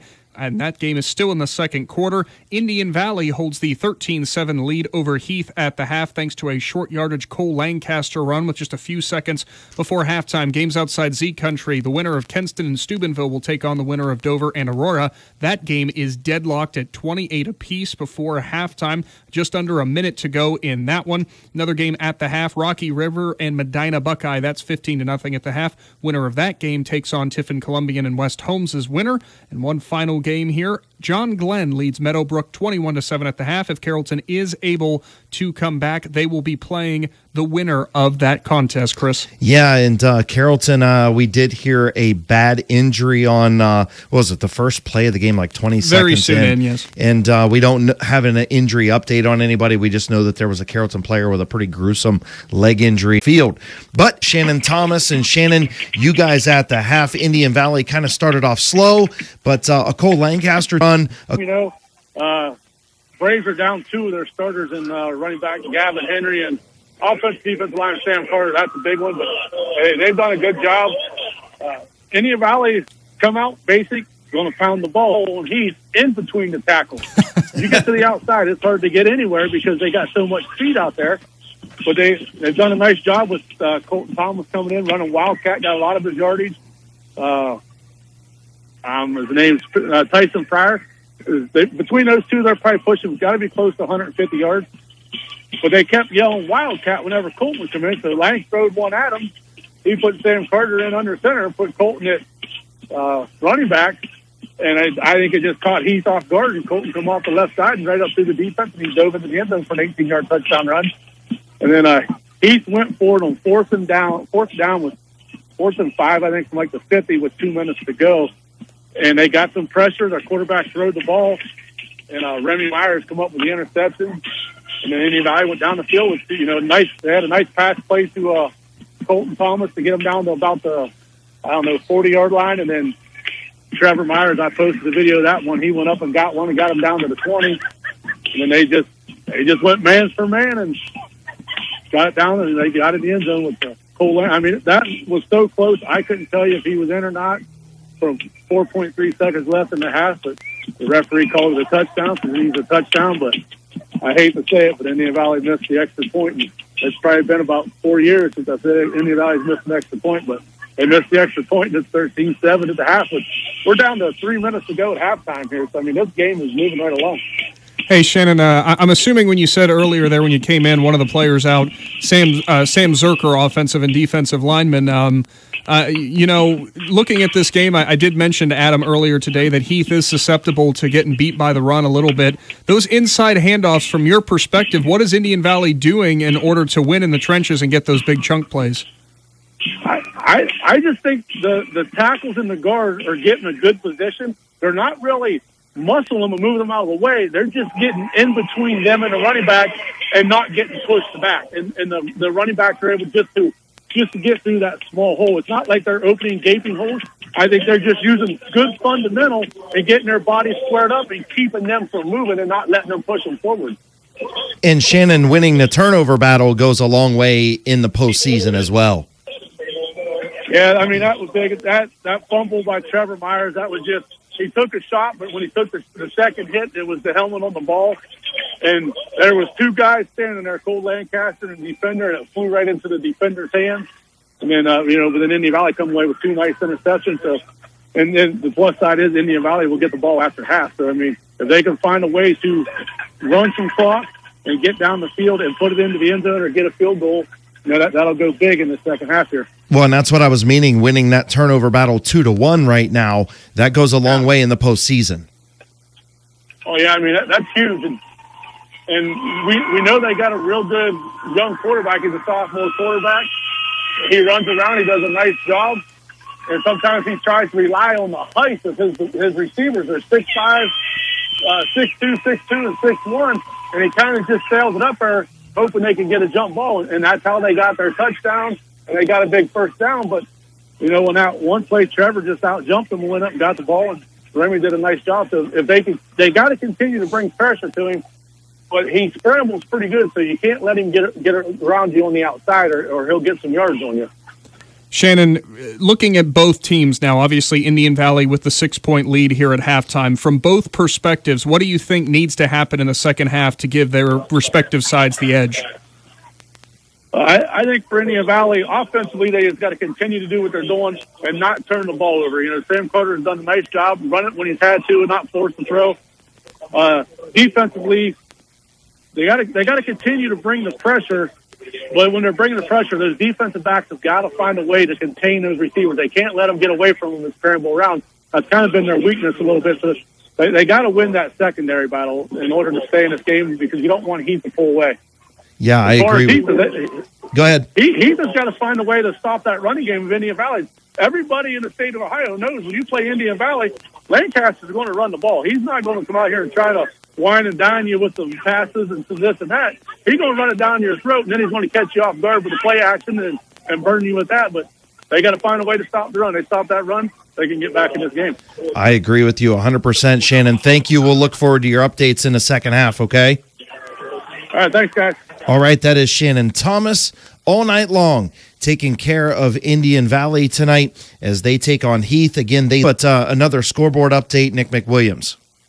I can do that for you as I try to scramble over. In your play-by-play action tonight, Dover leading Aurora 28-21. Promises to be some more fireworks in the second half with that one. Tiffin Columbian leads West 12-7 at the half. Carrollton still trailing St. Clairsville 21-0. I believe that game is just about to go into the half. And as you just heard from Shannon Thomas, Indian Valley leads Heath 13-7. Officially moved on to halftime. All right, thank you very much. It's time for our next live look-in. Let's head to the field for a Lehigh Ensley Insurance live look-in. Ryan McClellan out at West Holmes Man, I'll tell you what, West Holmes down pretty much they were down pretty much the first half, and SWD gets in the end zone right before halftime to cut that lead to 12-7. Talk about the first half. Yeah, guys, this game was really, really good. They came out, with their boxing gloves on, both teams, and they were kind of just playing checkers, back and forth. One guy would have the ball, not do so well. The other guy would have the ball, it's not to do well. It was a big turnover in the first possession, or the second possession, sorry, that West Holmes had, Sam actually threw an interception, and that's how Columbian got the ball, was able to make some things happen, ended up finding the end zone there in the first quarter. And then the second quarter, it was another turnover. Dixon had a costly fumble, and that kind of set up Columbian again, and Columbian marched down the field and scored. So like you said, turnovers is what hurt them in the first couple possessions, and then there at the late of the third quarter, or second quarter, Gardner was getting some things going, and he was able to get his guys in the end zone there. And Ryan, I do have to ask, too, when it comes to West Holmes, we know they're very good at making those proper halftime adjustments, even those first half adjustments sometimes, as we see with that score only being a 5-point differential. For West Holmes, what exactly, in your mind, did they change a little bit on offense in order to finally find a way to get in the end zone? He was so close to the side of the field, I felt like he was going to step on the field, and he was yelling at these guys. He changed the play every single play. They come out and disguise themselves. You kind of look at what the defense is going to run. He must have had a sense in them. The guys up in the booth must have been seeing stuff, and then they were able to hit their slants. They're able to get Dixon outside, let him use his speed, and they just found stuff that worked there in the end of the first half there. All right. Well, thank you very much, Ryan. What would you do if you're Zach Gardner? What are you telling your team right now? Hey, we gotta come up pumped up like we came out at the beginning of this game. We gotta come up to the line, hurry up. We gotta limit those turnovers. We gotta play West Holmes nice ball. Zach Gardner's gonna be able to tell them exactly what they need to do, and I'm gonna be able to come out here and watch these guys come out and put up points on the board like we know they can. So absolutely. Well, we'll look forward to your coverage on social media. Thanks, Ryan. Man, have a good second half. Hey, thanks, guys. All right, that is Ryan McClellan covering West Holmes and Tiffin Columbian. When we come back, we will do another scoreboard update. You're listening to the First National Bank of Denison halftime report right here on 99.9. When looking for a new vehicle, Bagging provides the pipeline industry with filled bags and superior service by delivering pre-filled sandbags and other pipeline products to your job site 24/7. This saves you time and money. It allows you to focus on getting the job done. U.S. Bagging is also anchored to their communities. They'll soon celebrate 10 years at their Janaden Hutton location. They're proud to be a sponsor of this high school broadcast and excited to support the athletes of the Indian Valley Braves for their hard work and dedication. Go Braves! Separate yourself from the crowd and be a rock star at Solid Rock Photos. Hi, I'm Denny Trimmer, inviting you to our new studio home at 128 North Broadway in the heart of downtown New Philadelphia for an unforgettable rock star photo experience. You can learn more online at solidrockphotos.com and all of our social media platforms, or give us a call 330-795-0334. Since 2005 in Bolivar takes pride in being an economic oil and gas drilling company. PAC's objective is to contribute to American energy independence through profitable development, operation, and marketing of oil and natural gas wells. PAC also employs operating technicians to oversee each and every well drilled to maximize its productivity and longevity. Contact PAC Drilling at pacdrilling.com. Hey, if you're looking for a great pie, then call up mi amigos at the Pizza Parlor. The Alcohol, Drug Addiction, and Mental Health Services Board of Tuscarawas and Carroll Counties is an agency established for the purpose of planning, funding, monitoring, and evaluating contracted mental health, alcohol, and drug treatment services. Services across 4 local agencies are available for county residents regardless of ability to pay. Mental health and physical health are connected, and taking care of both is a requirement for your well-being. Go to adamhtc.org for more information. Adams Board, supporting your journey to wellness. Dino Piergolini & Sons Equipment Incorporated is your one-stop shop for all your equipment needs. Offering the option to buy, rent, sell, or trade equipment is what separates Dino Rents from everyone else. With pickup and delivery or even field service available in their service department, Dino Rents can handle repairs needed for any make or model. Dino Piergolini & Sons Equipment is located just past Midvale Speedway and can be found on Facebook or contacted at 330-364-8055. Also offering a location in Caddis to better serve you. Wood Electric has been trusted with all of your electrical needs for over 30 years. They are the place to call for residential, commercial, and industrial work. Wood Electric is available 24 hours a day and ready to help with any electrical problem, outage, or installation. Wood Electric, serving Tuscarawas County and beyond since 1988. Like Wood Electric on Facebook or find them online at woodelectric.net.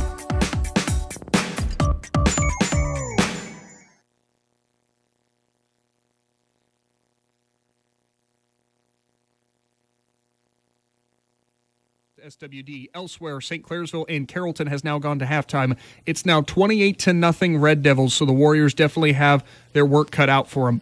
Did you just give the Indian Valley score? I did not yet. Okay, well, guess what? I just got a text from All Night Long. My phone also buzzed, yes. Sam Carter with a 72-yard touchdown pass to Trevor Myers puts the Braves up 20-7, just starting the third quarter. Braves rolling. Was that the first play from scrimmage? It might have been. Boy, but that happened we quick. talked about, me and you talked about in the pregame, you were worried about Sam Carter, maybe, that he didn't have the number of passes. No, he's good to go. Hey, how much of that, those inside runs, though, in that first half, how much of that contributed to the fact that it was absolutely. Open? And as far as Dover is concerned here in the second half, I mean, I'm okay if you're trading scores because you get the ball back at halftime. If you can punch one in, go back up 14.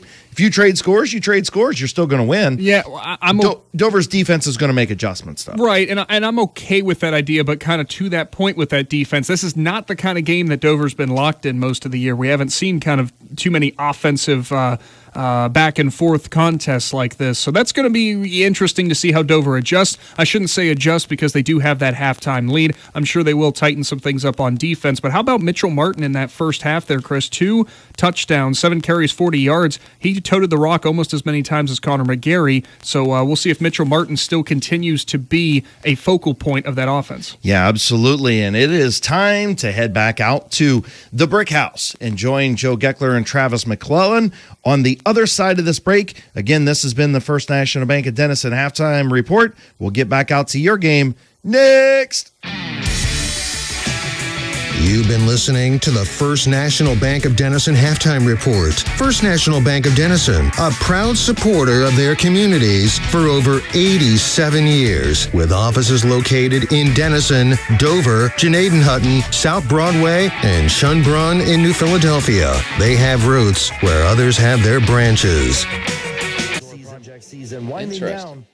Sons uses this time to clean up their new and used inventory, including the full line of Mahindra equipment, which offers industry-leading warranty and financing options. If you're thinking about an upgrade, now is PAC the Drilling, time a family-owned and operated company since 2005 in Bolivar, takes pride in being an economic oil and gas drilling company. PAC's objective is to contribute to American energy independence through profitable development, operation, and marketing of oil and natural gas wells. PAC also employs operating technicians to oversee each and every well drilled to maximize its productivity and longevity. Contact PAC Drilling at pacdrilling.com. Hey, if you're looking for a great pie, then call up mi amigos at the Pizza Parlor in Sugar Creek. They start with the homemade crust, topped with their own pizza sauce, and then some generous portions of fresh toppings. Try the Pizza Parlor Deluxe or the ATM with all of the meats, or make up your own pizza. They also have subs, fish, chicken, and more. The Pizza Parlor, Dover Road, Route 39 in Sugar Creek. Give them a ring at 330-852-4888. That's 852-4888. Clock for warm-ups and stuff for between both teams. Of course, Dover gets the football coming out of halftime. They lead 28-21 over Aurora. But Travis, what a back and forth first half. Yeah, absolutely. Both offenses. It feels like one of those games, whoever makes the least mistakes or whoever has the ball last, whatever it comes down to. But both teams love to run the football. Both teams made big plays. Aurora had the 2 turnovers there in the first half, and that really cost them. Dover with the ball coming out up 7, really has an opportunity here to put them back up 2 scores. Some individual stats for the Dover Tornadoes. Connor McGarry, 10 carries, 89 yards and a touchdown. Aiden Hall, 3 carries, 48 yards. TC Malk, 4 carries, 30 yards. Mitchell Martin, 7 carries, 40 yards and 2 touchdowns. Denny has 2 catches for 26 yards. And we have Aurora, Jack Carterman, 5 catches, 59 yards and a touchdown. And Aiden Henderson, 11 carries, 62 yards and a touchdown. That's some individual stats. Thanks to the Aurora stats guy there for the Aurora stats. We appreciate it here in the press box as we sit next to them here tonight. But, folks, don't forget, check out the second half of our game. Go to our YouTube page. Thanks to Claxton Communications and our crew here tonight, Lydia Brady, Emma Merriman, who's braving the cold tonight, and Greg Perkins on the sidelines with Adam Saweski. They're doing a great job. Make sure you jump over to YouTube, folks. The game's not on our Facebook page tonight, but you can go to YouTube and check us out. WTUZ Big Z Sports on YouTube, and subscribe to our channel. You'll get to see the second half live. You flip it up on your big screen, folks, if you're at home, and you can watch it. And big thanks to the Dover stats there. Both statisticians sharing stats. That really helps us out on the broadcast. Absolutely, and we appreciate it, but I know we had a lot of viewers in the first half, and I think that if the second half is going to be anything like the first half, we're going to have a lot of viewers. We were up over close to 800 viewers. Make sure you get over to our YouTube. Get over to our YouTube channel here and tune in for the second half of Dover and Aurora as we're about ready to kick it off. Dover leads 28-21. 12 minutes on the clock. The second half is about underway as Mitchell Martin and who is back there? I can't tell that other number. Mitchell Martin and Joey Farthing. Farthing's Squib. back dip. Another squib kick going to be fielded by an up man. He takes it about the 20, up here to the 25, to the 30, and he's going to be brought down to a rugby scrum all the way out to the 40-yard line. He carried the pile, and they're going to call him down at the 41-yard line, number 21 for the Dover Tornadoes. It's going to be Keldon Hall. Keldon Hall on the return, the up man for the Dover Tornadoes. But the Tornadoes take over 1st and 10 at their own receiver. Matthew Gigax is out there as well. Storm Jackson in as Tyler Stevenson split on the far side of the football field. Jackson Storm, rather. My apologies. Jackson Storm now playing a little bit of a tight end role. 3 receivers here on the near side. Malk in the shotgun with Connor McGarry. They fake to McGarry. Malk's going to keep it. He's off through the middle of that defense, out past the 45-yard line, gets close to the 50-yard line, down at the 48-yard line as TC Malk brings up second down. They pull the wing there. Jackson Storm there leads up in McGarry, number 20, or for Malk, number 26, Aiden Henderson there on the stop for the defense for the Greenmen. Second down and short. Second down and short. Field Jones on the far side. Farthing here on the near side. McGarry in the backfield. Looks like we have 2 other receivers now on the far side of the field as well. Another hand to Connor McGarry. Nope, TC Malk's going to keep it this time. He gets out into Aurora territory to the 45-yard line, to the 44-yard line for TC Malk. That's going to be enough for an Adams board first down. Number 22, Ashton Mester there on the tackle for the Greenmen, but not before Malk could get up there and pick up the first down. McGarry was the decoy there. They thought they had him. Malk keeps it, picks up the first down. 1st and 10 at the Aurora 44-yard line for the Dover Tornadoes, who lead 28-21 with 11:06 to go here in the third quarter. Shotgun, 3 receivers here again on the near side, 1 on the far side. McGarry in the backfield with, is that Aiden Hall? Aiden Hall now in at quarterback. They hand the football off to McGarry. He lowers his shoulder, gets out past the 40-yard line, and that's going to bring up second down for Dover. Number 77, Kevin Paul, the 6'3", 270-pound senior there. 600, huh? 6'3", 270 senior there. McGarry, what a patient run, Joe. He waits for the blocks to develop. He waits for the crease to open, then hits it and gets upfield. Second down and 5 now at the Aurora 39-yard line. Dover leads 28-21, 10:26 to go here in the third quarter. Looks like TC Malk now back in at quarterback for the Dover Tornadoes. Jake Jones goes split to the far side. Farthing split here to the near side along with number 4, That is Matt Gigax and, of course, Jackson Storm as well here on the near side. They're going to fake it. TC Malk takes off, gets a block now, very patient, gets out past the 40, down close to about the 38-yard line for TC Malk. 33, the outside linebacker, Ryan Pappas, makes the tackle there. Malk had it, tried to get outside, nowhere to go. He just tucks it up and gets what he can. 9:50 to go here in the third quarter. Dover taking their time, running the play clock down. The play clock's now out of his field goal territory, but we'll see what happens here for the Dover Tornadoes. 3rd and 4 at the Aurora 38. 9:30 to go here in the third quarter. Dover leads 28-21. Shotgun formation, TC Malk in a quarterback. He rolls to the far side of the field, cuts up, and it's going to be a little pass, and it's going to fall incomplete, intended for number 81, David Denny. It looks like we do have a flag on the field, though, and we'll see what the call is. It's going to be a hold against the Dover Tornadoes, and they will probably decline this penalty. Yeah, I would think they're probably going to decline there, but Malk goes right, little quarter roll, sets up and tries to deliver it to Denny, and I think it hit the backside of a Greenman defender there. Couldn't quite come up with it, and they get the penalty. They are going to march it back. Wow, it was going to be 4th down, and now they're going to march him back. They're going to replay 3rd down. It's going to be 3rd and about 13. Coach Mahalik obviously thought that Dover would have went for it on 4th down. Didn't want to give him that opportunity that close, so they're going to take the penalty and march him back. 9:18 to go here in the third quarter. Dover 28. Aurora 21. Shotgun formation, 2 receivers here on the near side. Now takes off up the field. He's into Aurora territory at the 40-yard line, and he is going to be short of the 1st down. That's going to bring up 4th down for the Dover Tornadoes. That's going to bring 4th down. He rolled right there, not muddy open. He waited as long as he could, took off, picked up what he could. It's going to be 4th down and about 6 or 7 here for the Tornadoes. Hey, guys, a little surprising. Malk was looking right at Farthing. Farthing had his man beat up the middle. It could have been a touchdown for the Tornadoes. Good spot there, Adam Soweski. 4th and 6 now for the Dover Tornadoes. They're going to have it at the Aurora 40-yard line. They come out in a shotgun formation, 2 receivers on the far side. Could be a quick kick here. And Aiden Hall is in, and that's exactly what it's going to be, down to about the 5-yard line. If he let it roll just a little bit more, you'd have pinned him inside the 5. Yeah, he could have. But, that's risky. That is very risky. Get past you, take off or something. But good job by Tyler Stevenson to down it there at the 5. They're actually going to say he was down at the 8-yard line now, so they moved it up a little bit. But the Dover Tornadoes pin him deep.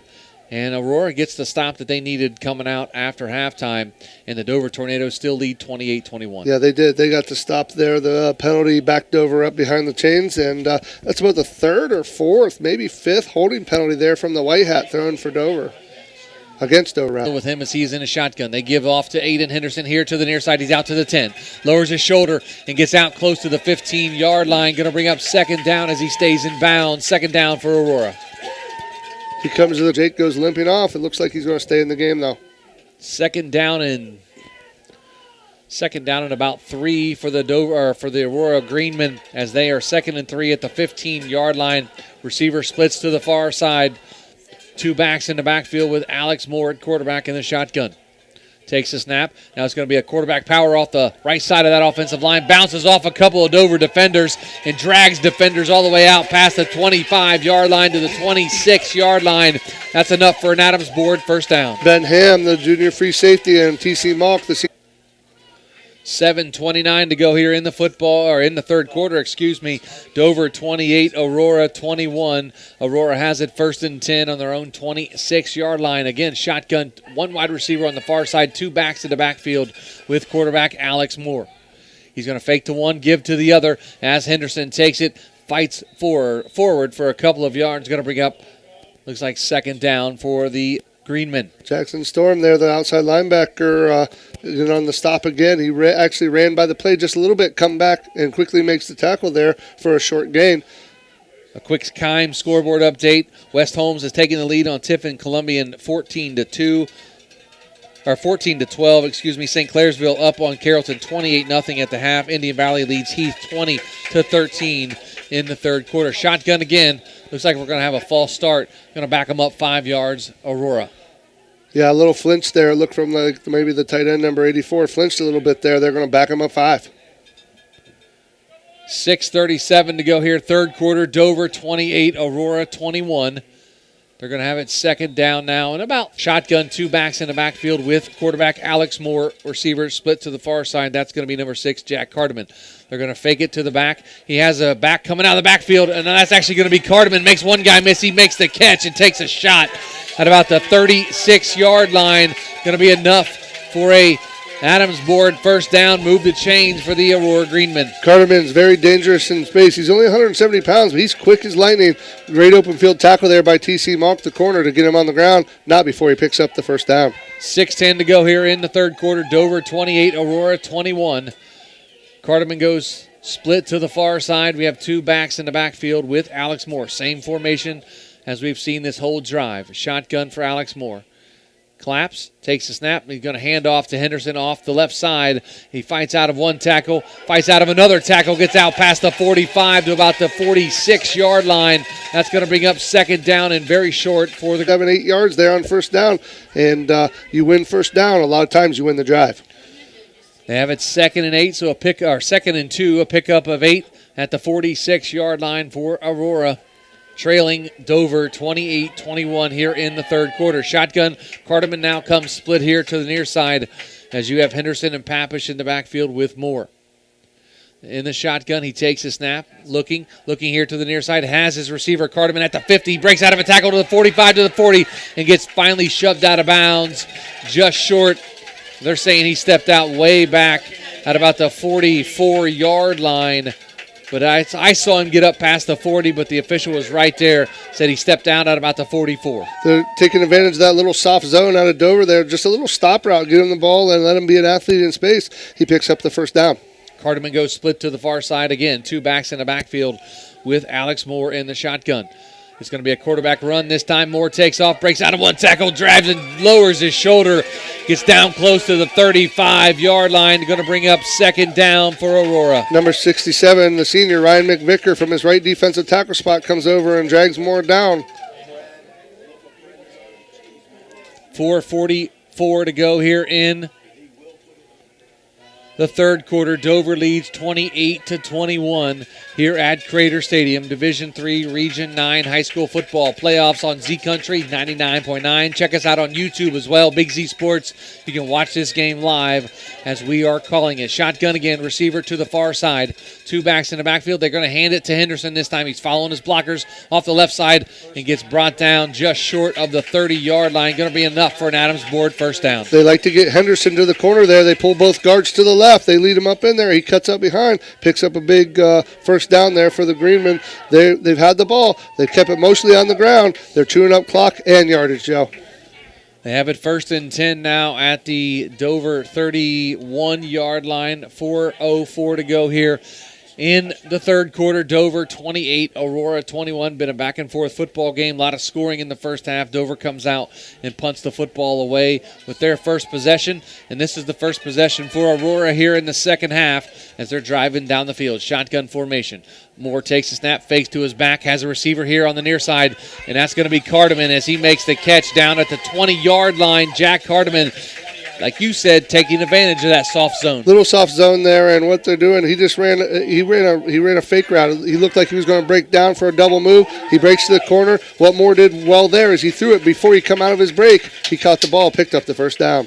An Adams board first down for Aurora down at the 20-yard line, just inside the Little Caesars red zone for the Greenmen, who trailed Dover 28-21. Shotgun formation again. Carterman split to the far side. 2 backs in the backfield with Alex Moore at quarterback.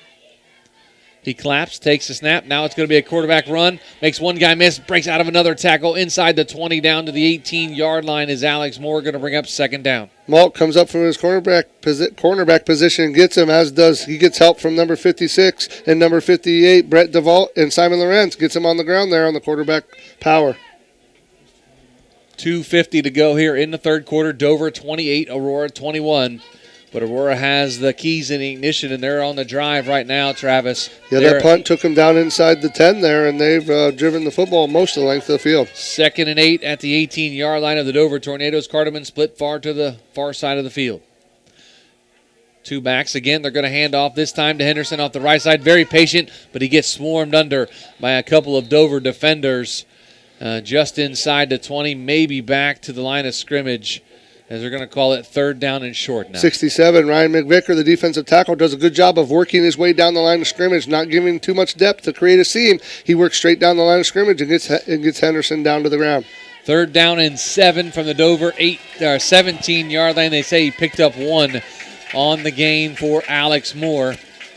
They like that throw to the flat on a little bit of a flood in the zone there. They like to run the corner off and throw the little out or bubble route out into the flats underneath it.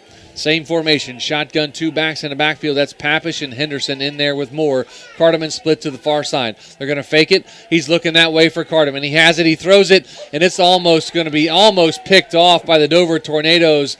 A lot of early contact there. It looks like, was that Tyler Stevenson? Tyler Stevenson on the coverage. Man, it looks like he got there a little early, but no flag. They're going to bring up fourth down for Aurora. Ball was in the air a long time. A little bit of maybe a drop there by Carterman, unusual, but it's going to be fourth down, and Coach Bob Mahalik going to keep the offense in and go for it with the senior quarterback. 4th and 7 at the Dover 17-yard line. Need to get down inside the 10. Huge play. For a first down for Aurora. They come out this time at 3 receivers to the far side, 1 here on the near side, as Henderson's in the backfield with Moore. Moore in the shotgun, claps his hands, takes a snap. He looks, fires over the middle, has a middle screen, has Carterman come across. He makes one guy miss, and he's going to have enough for a Adams board first down close to the 5-yard line. They're going to say about the 6-yard line. Big pitch and catch from Moore to Carterman. Yeah, you like Carterman when time gets tough, and Moore really trusts him. He gets him on that crossing route where he's running through all the garbage. There's a lot of guys to articulate through, and he gets open, catches the ball, and gets up and gets the first down. First and goal at the 6-yard line for Aurora, trailing 28-21. 1:20 to go here in the third quarter. They come out in the diesel package, triple I. Moore under center this time. Henderson dots the I. As Moore takes a snap, he's going to hand to Henderson. He breaks out here to the right side, makes one guy miss, gets down inside the 5-yard line, very close to the goal line. And they're going to say he's going to be down about the 2-yard line. Big hard run from Aiden Henderson. Henderson, that was just base blocking up front. That means put a hat on a hat. He just bounced that out to the edge and tried to get it in there. He gets it inside the 3-yard line. But that was just a read by the tailback there. He saw there was nothing in the middle, bounced it out, got what he could get. Second and goal from the 2-yard line. 40 seconds to go here in the third quarter. The Greenmen trail 28-21 to Dover. A diesel package again for the Greenmen.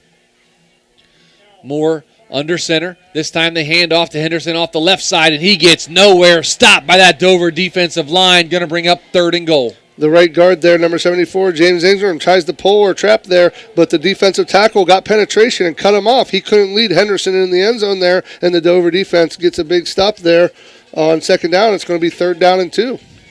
Third down and goal now for the Aurora Greenmen, and that's going to be the end of the third quarter. And we have a very close ball game here, folks. Dover 28, Aurora 21 at the end of 3. Back with the fourth quarter. You're listening to High School Football Playoffs right here on Z Country 99.9. Hey there, sports fans. When it comes to taking care of the vehicle that transports your team, you expect it to be done with speed and accuracy. This is Phil Miller from the Parkway Quick Lane. When it comes to servicing your team's vehicle, let my team at Parkway Quick Lane deliver you the winning combination to keep your vehicle on the road and safe. If your vehicle needs to get off the sideline and back in the game, visit the Parkway Quick Lane for your next service appointment.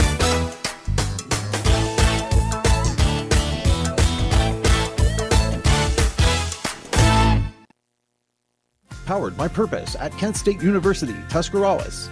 Kent State Tusk offers over 30 bachelor's and associate degrees. We have over a dozen athletic programs, including basketball and volleyball.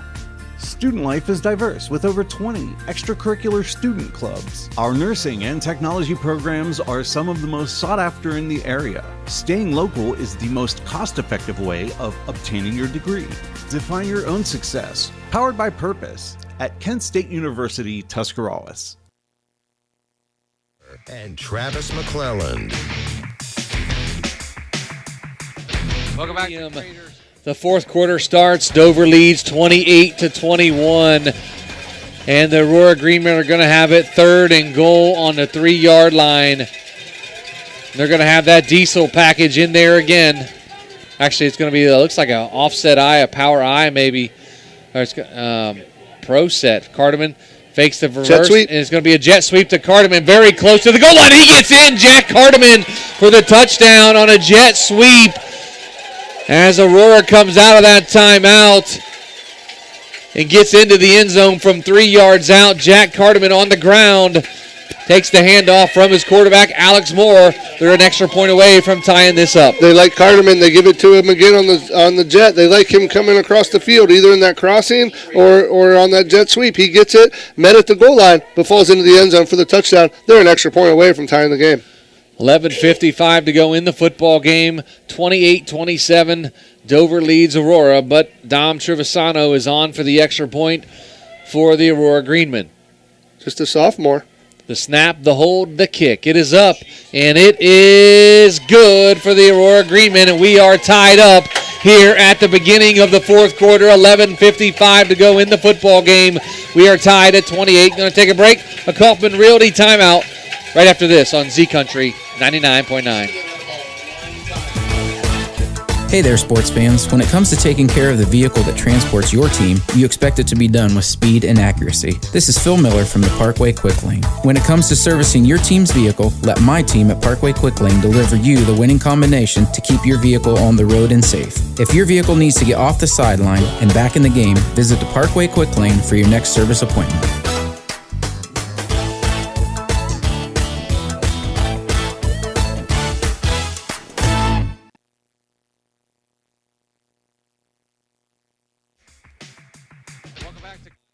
Folks, 28-28 between Dover and Aurora. Division III, Region 9 football playoffs. A real quick Keim scoreboard update. West Holmes leads Tiffin Columbian 21-12. St. Clairsville up on Carrollton 28-0. Heath has taken the lead over Indian Valley 21-20. Kinston and John Glenn leads Meadowbrook 21-14. Little onside kick here by the Aurora Greenman. The ball's on the ground, and let's see who has it. We can't see the pile. Looked like Dover jumped on it there. It looks like the Dover Tornadoes are going to have it. Campbell Hall. We got a penalty marker down. Maybe illegal touching, offsides. Did 8 cross the line maybe? That would be. Not sure what the call is here on the field. They're going to call off. It looks like they're going to call offsides on Aurora on the motion. Illegal motion, maybe 2 guys moving.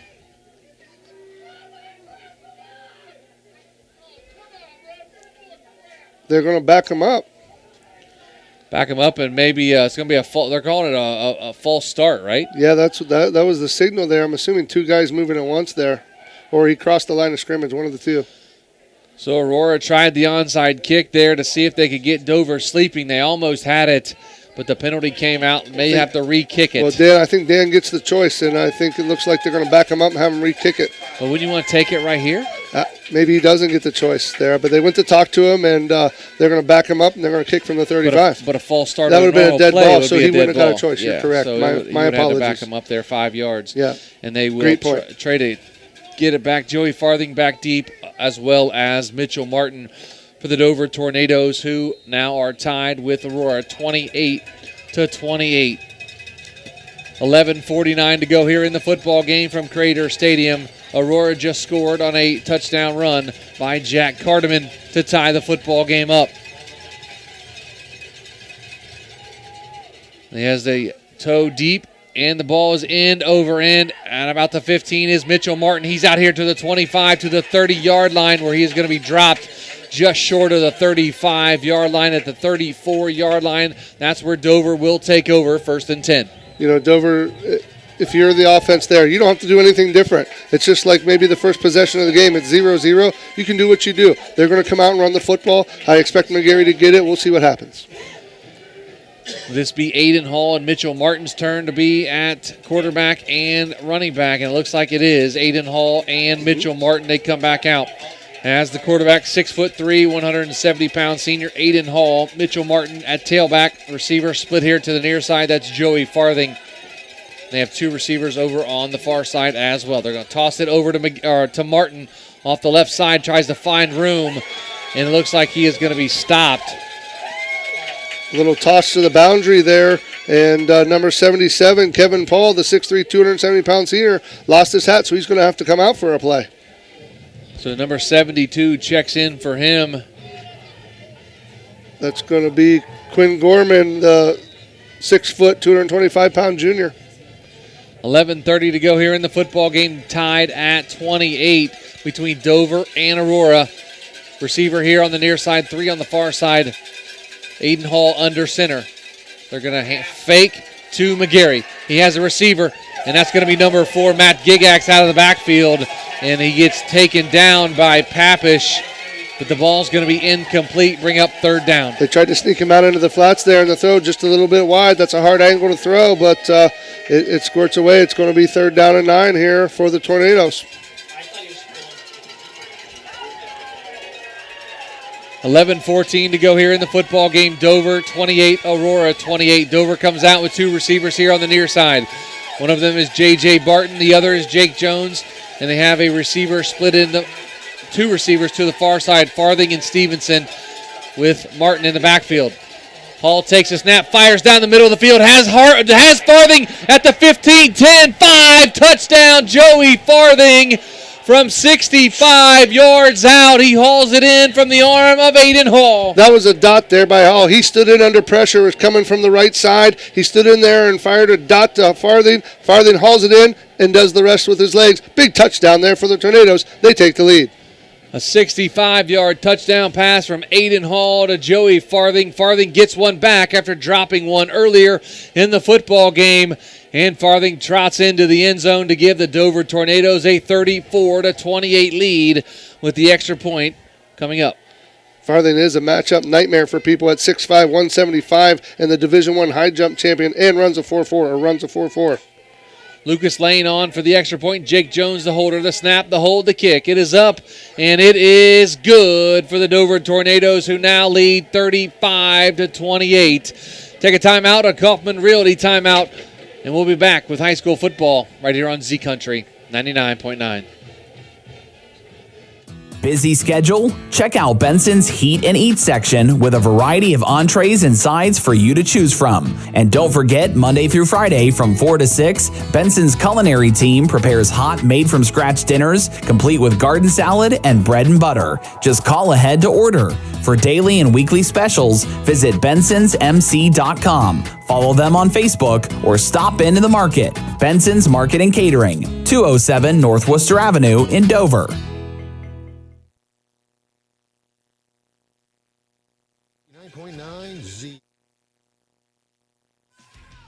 The Dover Tornadoes 35, Aurora Greenman 28, 11:05 to go here in the football game.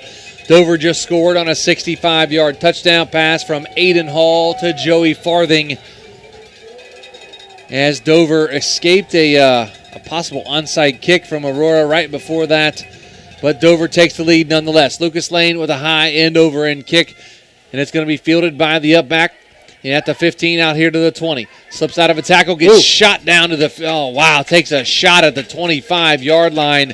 And that's where the Aurora Greenmen will take over. Brett DeVault on the big shot here. We've seen a lot of big hits tonight from that Dover defense. Yeah, the Dover defense, they came to play, and they're physical. And showing up here, they're even physical on kickoff coverage there as DeVault comes down. The junior comes down and puts a nice shot there on the Greenman returner. The returner for Aurora was number 22, Ashton Messner, who took the shot from DeVault. 10:59 to go here in the football game. Dover 35, Aurora 28. What a ball game we have here, Joe. Back and forth. A couple weeks in a row. I didn't expect a high-scoring affair like this tonight, I'll be quite honest with you. I thought it was going to be something like 17-14.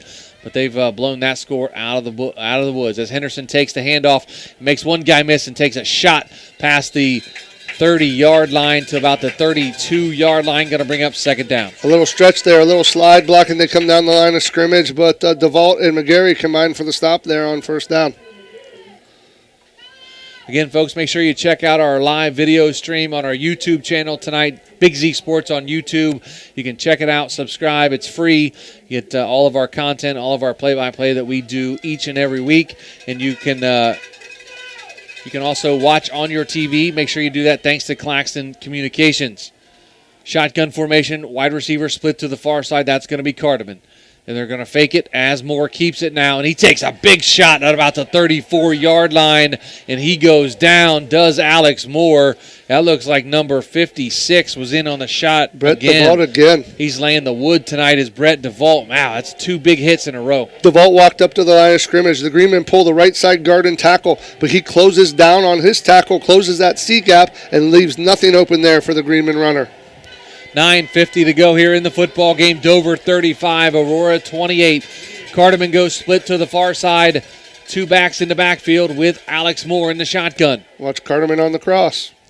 Slaps his hands together. They fake to Henderson. He's looking. He has a receiver out of the backfield. That's going to be Henderson. He's out the 40, makes the catch, and he gets dropped short of the 45 to about the 44-yard line. That's going to be enough for an Adams board first down. If it's not Cardamon on the cross, it's either a stop or that flood, and that's what they went back to. They like that flood route where the back leaks out into the flats there, and that's a hard cover for the strong safety with the corner backing off, and they like that route combo.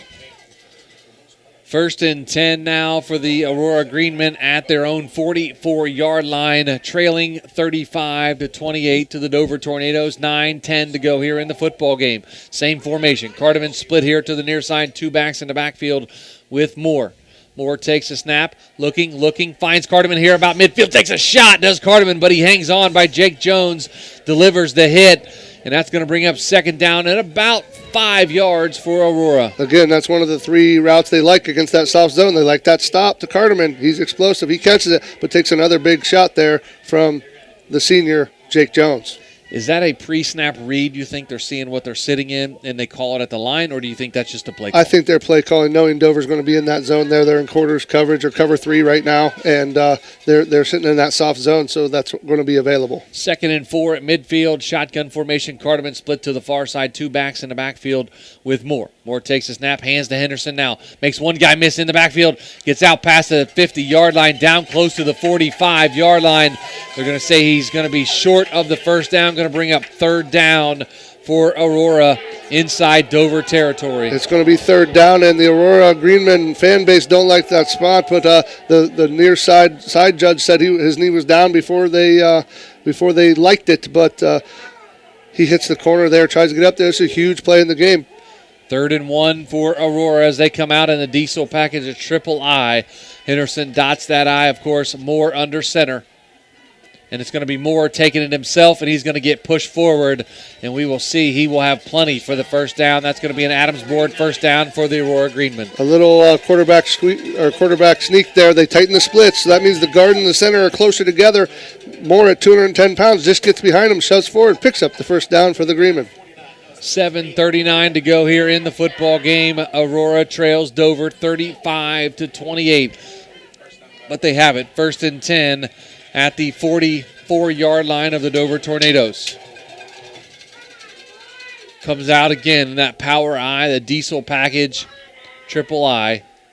Moore under center. And he turns and hands off to Henderson. He goes to the right side, makes one guy miss.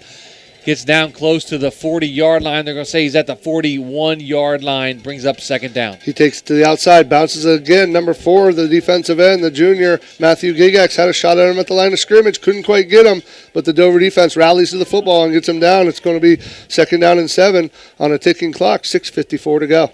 Guys, this drive looks a lot like the way that the Aurora had on their first possession of the second half. Very methodical, not in a big rush. They're just trying to kill clock, gain yards at the same time. It's almost like they're trying to keep Dover's offense off the field a little bit with this drive.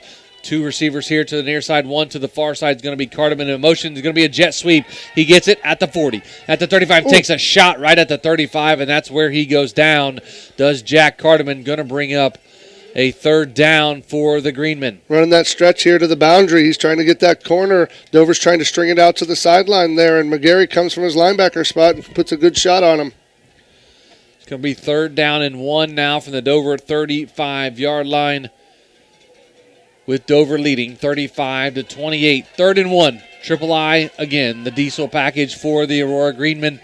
Moore under center, takes the snap. He's going to get pushed forward enough for an Adams board first down.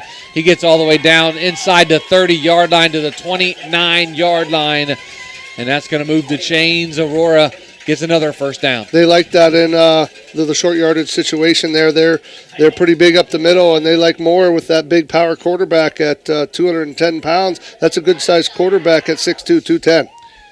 Nice big offensive line. He also has big guys pushing him from behind as Moore gets the first down. 1st and 10 at the Dover 29-yard line. They come back out. Shotgun this time. Aiden Henderson in the backfield.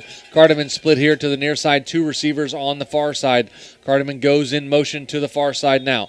Oh, going to have a flag on the play. It looks like we're going to have a false start on the Aurora Greenman. Back them up 5 yards. That looked like maybe the middle of the offensive line there. It looked like they were going to run Carterman and Jet and get him out there in the flats like they like. 5:24 to go here in the football game. Dover 35, Aurora 28. They're going to have it 1st and 15 now at the Dover 34-yard line. The clock's getting to be where maybe this is going to have to be 4-down territory for the Greenmen if they don't score earlier. Both teams with all 3 timeouts. 2 receivers to the far side. Carterman goes in motion. Watch Carterman in the flats. It is going to take a shot, does Carterman. Wow. Number 7, T.C. Malk lowers the hammer on Jack Carterman. Wow, did he take a shot. That's a couple shots that he's taken tonight. T.C. Malk lays the hammer down on Jack Carterman to bring up 2nd down for the Greenmen. I'm sure we pegged the board on that one, Joe, but what a shot there by Malk. He come in there flying like a freight train and hits Carterman there as soon as he catches the football, and what a collision there. Woo! You would never know T.C. Malk plays quarterback as he lowered his shoulder and just took Carterman hard to the turf here at Crater Stadium. They have it 3 wide receivers here to the near side, 1 to the far side. Shotgun, Moore takes a snap, has his receiver over the middle, and he catches it, and that's going to be enough for an Adams board. No, that's going to be short of an Adams board first down, and that looked like it was Aiden Henderson, and looks like we have a downed Dover Tornado on the field at about the 25-yard line, and he is not feeling good right now as the trainers run out to attend to him. We'll take a timeout back here at Crater Stadium with 4:11 to go. Dover leads 35-28. Back after this on Z Country 99.9. Hi, I'm Zach Motice with the Tuscarawas Insurance Agency. For all your auto, home, farm, and business insurance needs, contact our team at the Tuscarawas Insurance Agency or stop in and see us at one of our locations in downtown New Philadelphia or Sugar Creek, providing excellent service to the Tuscarawas Valley since 1885. Here at the Tuscarawas Insurance Agency, we'd like to wish all of the area athletes and teams good luck this fall.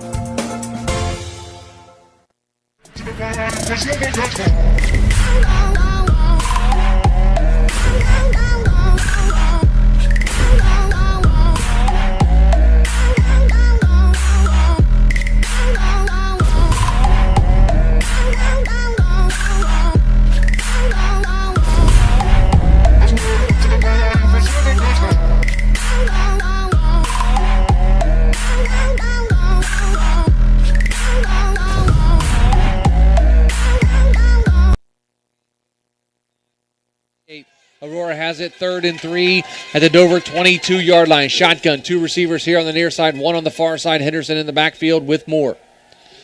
Moore takes a snap, hands to Henderson here, coming here to the near side of the field. He's out here to the 25, out to the 20, takes a vicious shot. They say he stayed in bounds, and it's going to bring up 4th down for the Aurora Greenmen. He couldn't quite get there. They come up and make the stop. What they're doing is they're pulling the guard and tackle, trying to get out on that stretch play. He's trying to get the corner, couldn't get it. 4th down, huge play in this football game right here. This could be the game here for the Aurora Greenmen as they are 4th and 1 now at the Dover. They like more on the sneak. They're calling it on the 19-yard line. If this is going to be a sneak, watch how he sets up under center. He leaves his left foot in the backfield, and it will be a sneak if that is the case. If he gets way low, he's going to hand it off. He has that foot cocked behind him, and it is a quarterback sneak, and he gets pushed forward. And it's going to be we're going to see what happens. Yep, it's going to be an Adams board first down for the Aurora Greenmen. As they move the chains, Travis, they're moving the ball with 3 minutes to go here in the football game. Number 74, James Ingram, the guard there, leading the way for Moore. He tucks right in behind him and picks up just enough for the first down. 2:54 on a moving clock. Aurora looking to score the touchdown and come within an extra point of tying this football game. First and 10 at the Dover 18-yard line, 2:44 to go here in the football game. They come out again in an I formation, receiver to the far side, and that's going to be Cartman. Now a receiver comes in motion here. They're going to hand it off and pitch it out here to Henderson to the near side of the football field, and he's going to take a shot out of bounds at about the 15-yard line, and there's going to be a flag on the Dover Tornadoes for a late hit out of bounds on Aiden Henderson, and that's going to push him forward half the distance. Yeah, he's going to get half the distance there. They got him just out of bounds. They ran the stretch to the boundary there, and the Dover defender got him when he was just maybe a yard out of bounds. Looked like number 18, Benham, the free safety, got him just a touch late there, Joe. Adam, that play happened kind of right in front of you. How far off the field was he, Adam? 2:27 to go here in the football game. Dover 35, Aurora 28. Aurora has it first and 10. It's going to be first and goal now inside the 10-yard line down to the 7-yard line. We have a first and goal at the 7 for Aurora. They come out in a split backfield with Papish and Henderson with a receiver to the far side of the field. Moore under center, takes a snap, is going to hand it to Papish. Nope, he's going to flip it. I missed what happened there. It looked like a little trickeration. Looked like a little inside handoff to Papish. Or to Matuzik got the run. It looks like, Matuzik, that fooled me completely. I apologize, folks. That was hard to keep up with. Down to the 1-yard line. It's going to be second and goal at the 1 for Aurora. Second and goal at the 1 here, and a little inside handoff on the counter action. They fake the handoff to the fullback, hands it off on the inside handoff to Matuzik, and they try to get it in. 1:55 on a rolling clock here. You know, if they score, how much time is Dover offense going to have? 1:46 to go here in the football game. It comes out in a diesel package, a triple stacked I. Looks like it's going to be a quarterback sneak. Again, Alex Moore getting pushed from behind. And it's going to be very, very close. No call from the officials yet. And they're going to say he's down short of the goal line. And it's going to bring up third down for Aurora with 1:25 to go here in the game. Third down and 1:23 on a moving clock. Third down and goal from the 1-yard line. Fourth quarter, Dover leads 35-28. 1:10 to go here in the football game as Aurora's knocking on the door to get into the end zone to possibly tie this football game up. We're right at a minute, folks. Cartman goes split to the far side, I formation. And it's going to be a handoff to Henderson, and he gets into the end zone. Touchdown, Aiden Henderson for the Aurora Greenmen. And now they're one extra point away from tying this football game up with 50 seconds to go here at Crater Stadium. Yeah, the extra point here coming up with 50 seconds to go. Dover does have all 3 timeouts. Be interesting to see how Dover handles this next drive as Dom Trevisano comes on for the extra point to tie this ball game up. Aurora with a nice methodical drive going down the field to potentially tie the football game up. 50 seconds to go. Trevisano, a sophomore, kicker for the Greenmen. The snap, the hold, the kick. It is up, and it is good for the Aurora Greenmen, and they tie the football game at 35 with 50 seconds to go here at Crater Stadium. We're going to take a timeout, back with the last 50 seconds of this football game after this on Z Country 99.9. Dr. Nathan Springer is in the business of making smiles, specializing in braces and Invisalign for children and adults. Dr. Springer provides smiles that can be recognized anywhere. Just look at the winning smile on some of the players. Compliments of Dr. Nathan Springer Orthodontics. Hey, that smile of pride on the face of mom and dad might be from Dr. Springer too. Dr. Nathan Springer Orthodontics, in the business of making smiles, at 107 Ray Avenue Northeast in New Philadelphia. The high school playoffs right here on 99.9 Z Country. Tied at 35 here at Crater Stadium. 50 seconds to go here in the football game. Aurora has to kick off after scoring a 1-yard touchdown run from Aiden Henderson. Dover expecting maybe an onside kick here. We'll see what happens with Aurora, what they do, a short kick. What kind of formation is this, Travis, for Dover? This is just there in a protect formation. They're bringing people up close to the line of scrimmage because the kicker's only a yard back for the squib, for the little tiny pooch, things of that nature. So it's literally almost like a half-hands team there. I expect a squib out of the Greenman. They're going to kick it along the ground and make Dover field the ground ball, in my opinion. Don't let them set up a return here for the Dover Tornadoes. Looks like they're going to kick the football away. Now Dover drops a couple of guys back. It's going to be Farthing and Mitchell Martin back deep to return the kick for the Dover Tornadoes. It's going to be a line drive squib kick, and it's going to be fielded by Farthing at about the 15-yard line. Takes it up to the 20.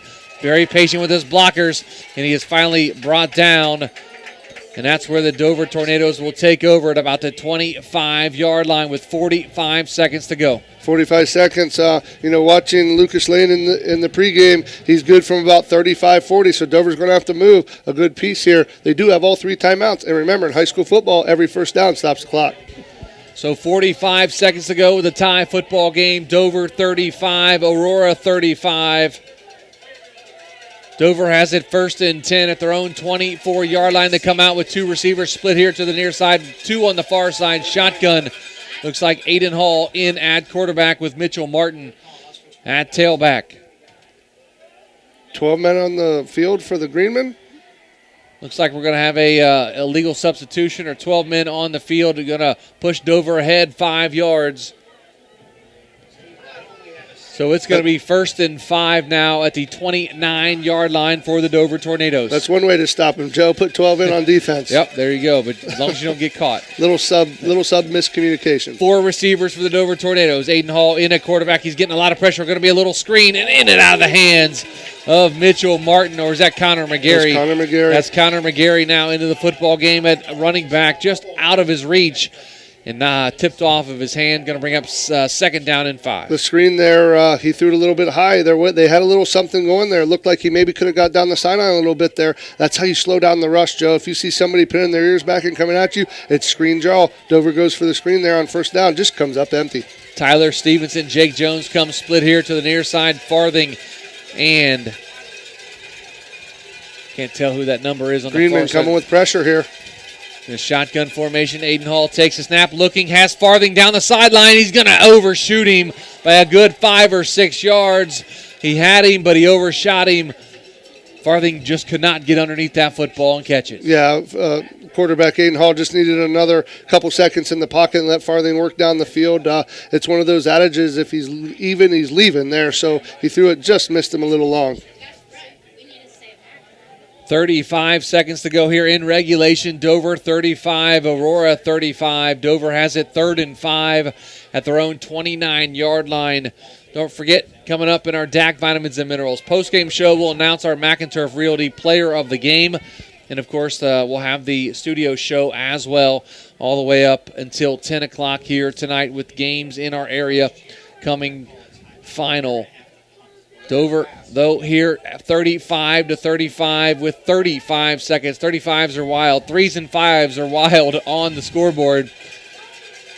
3rd and 5 from the Dover 29-yard line. 2 receivers here on the near side, 2 on the far side. McGarry in the backfield with Aiden Hall at quarterback in the shotgun. Hall looking around, takes a snap. Looking, gets pressure now. Scrambles here to the near side. He finds his receiver. And it's going to be incomplete.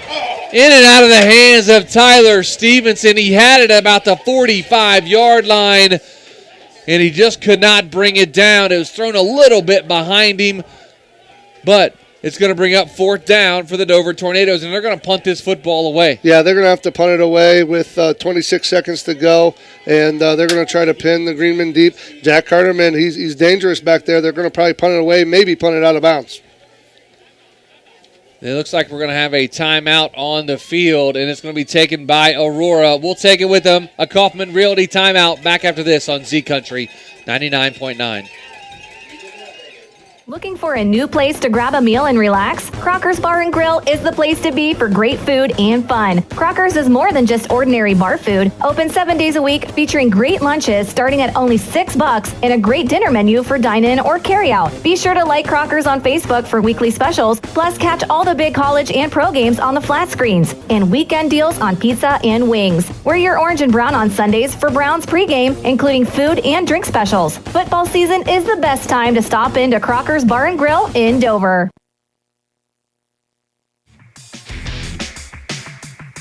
Welcome back to Crater Stadium. Seconds to go here in regulation. Dover 35, Aurora 35. Dover's 4th and 5 at their own 29-yard line as Lucas Lane now is on to punt the football away to the Aurora Greenman. Jack Hardiman back deep with his feet on the 35-yard line. Looks like Aurora may be coming after this football. Lucas Lane gets the snap, gets the ball away, and almost blocked as Hardiman's going to let it bounce at about the 40, and it's going to take a little bit of a sideways bounce, but then rolls down to the field inside the 35-yard line, down to about the 33-yard line. That's where Dover will touch it, and that's where Aurora will take over with 12 seconds to go. What Dover did smartly there, Joe, is they let it roll and made the radio official blow it dead there. They didn't pick it up and stop it. Took a few more seconds off the clock in a game where every second matters. 35-35. Tie ball game here between Aurora and the Dover Tornadoes. Down to the sidelines with Adam Soweski. Adam, this second half has been fast-paced, but back and forth as well. Oh, absolutely. It's been a great half of football. The Tornadoes in the first half getting those two-score leads, the two-score lead, which obviously was fueled by the turnovers. Aurora came right back out in the second half. It's been a whale of a ball game. That trip to the sidelines brought to you by Crocker's in Dover. Big thanks to Claxon Communications tonight. Lydia Brady, Emma Merriman, who's standing out in the cold tonight, along with Greg Perkins, our camera crew here for our Claxon Communications broadcast on our YouTube channel. High formation for Aurora. One receiver on the far side, and they're just going to take a knee. And we're going to go to overtime here, folks, for the high school football playoffs, Division 3, Region 9. We are tied at 35, headed to overtime. Going to take a break, come back, and get the first overtime underway. You're listening to high school football playoffs right here on Z Country 99.9. Since I've been with Kaufman, the last 4 years has been incredible. They've given me the resources and the knowledge to grow my business. I actually just got the position of accounting assistant, so I've been able to move up in the company. Kaufman is a community of service representatives. We are not a company of sales agents. The service aspect is number one.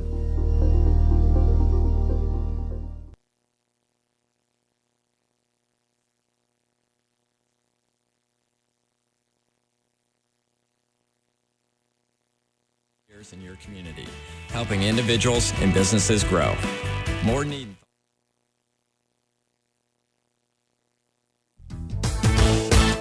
Hey there, sports fans. When it comes to taking care of the vehicle that transports your team, you expect it to be done with speed and accuracy. This is Phil Miller from the Parkway Quick Lane. When it comes to servicing your team's vehicle, let my team at Parkway Quick Lane deliver you the winning combination to keep your vehicle on the road and safe. If your vehicle needs to get off the sideline and back in the game, visit the Parkway Quick Lane for your next service appointment.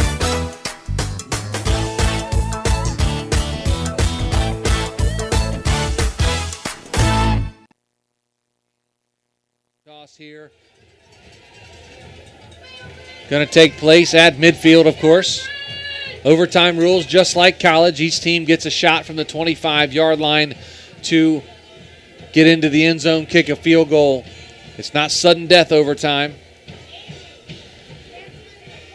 And we have the coin toss. And it looks like can't tell who won the coin toss, so we'll take a second here to really see. I really can't see what this is. It looks like Aurora won the toss and will get the football first here tonight in the first overtime.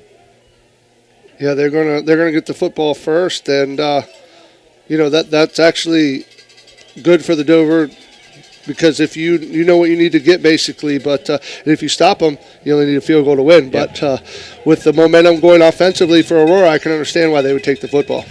So Aurora now has the football, 1st and 10 at the 25-yard line, down to Adam Saweski. Yeah, guys, just a correction. Dover actually won the toss. They deferred. Dover won. They wanted to be on defense first, which is exactly, Travis, what you were saying. So Dover won the toss, my mistake there, and the Aurora Greenmen now get the football. Dover declined and wanted defense, and they will defend the – technically, this would be the east end zone. The east end zone, yes, the scoreboard end. The east end zone, away from the band shell. Well, when you pick what you're going to do, the other team gets to pick the end, and they're going to go away from the student section and the band there, the Tornadoes. So we have a tie football game here, 35-35 here at Crater Stadium. What a football game tonight, folks. Division III, Region 9. Make sure you tune in to our Big Z Sports YouTube channel. You can catch this overtime live with our call here between Dover and Aurora. Shotgun formation, 2 receivers, 1 to the far side. Carterman goes in motion. Going to be a jet sweep. They like the jet. And he's going to be very patient. Makes one guy miss, gets inside the 20-yard line, down to about the 17-yard line. Number 18, Ben Ham, the free safety, comes up on the tackle. What a great job by the Dover D, working down the line of scrimmage and stringing the jet sweep out. When you get the jet, you want to string it out towards the sideline and not let him get the corner. Great job, Dover D. Looks like West Holmes going to move on in Division III, Region 10, as they're going to knock off Tiffin Columbian tonight. Congratulations to Zach Gardner and the Knights as they move on to the regional semifinals. 2nd and 7 at the 17-yard line. Shotgun formation. They're going to fake it to Papish, and he has Henderson. Nope, he has Carterman at about the 10. Makes one guy miss and gets drugged down to the 5-yard line. Going to bring up enough for an Adams board. 1st down. Going to be 1st and goal. Carterman there settles down in the bubble of the zone. They like that combo route where Carterman comes in the middle of the field and Henderson gets to the flat in the boundary, and that time Moore hits Carterman for the pickup. It's going to be 1st down. It looks like just nose of the ball on the 6-yard line.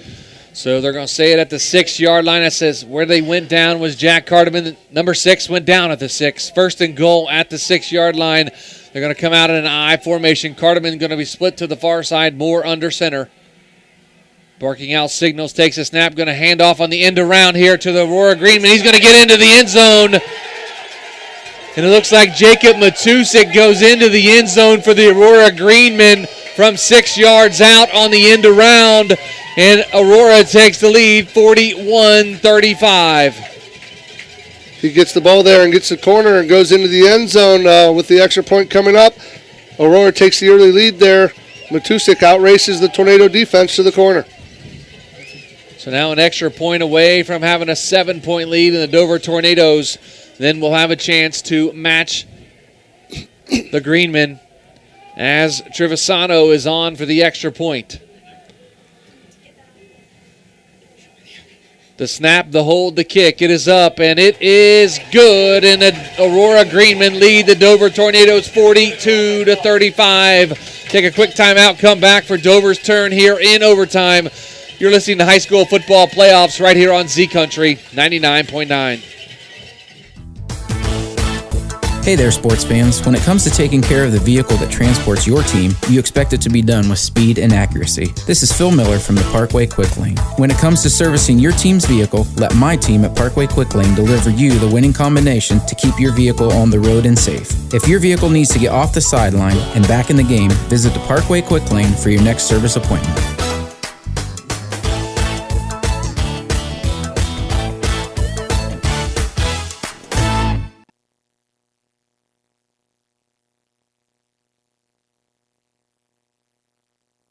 Here at Crater Stadium, Aurora leads 42-35. Folks, make sure you jump on our YouTube channel, Big Z Sports on YouTube. You can see the live action, as we call it, here at Crater Stadium in overtime. Aurora 42-35. TC Malk takes a snap. Going to have a little throwback here to Connor McGarry at the 20, at the 15, to the 5. Touchdown, Connor McGarry. He gets into the end zone from 20 yards out. And just like that, we're an extra point away from another tie ball game.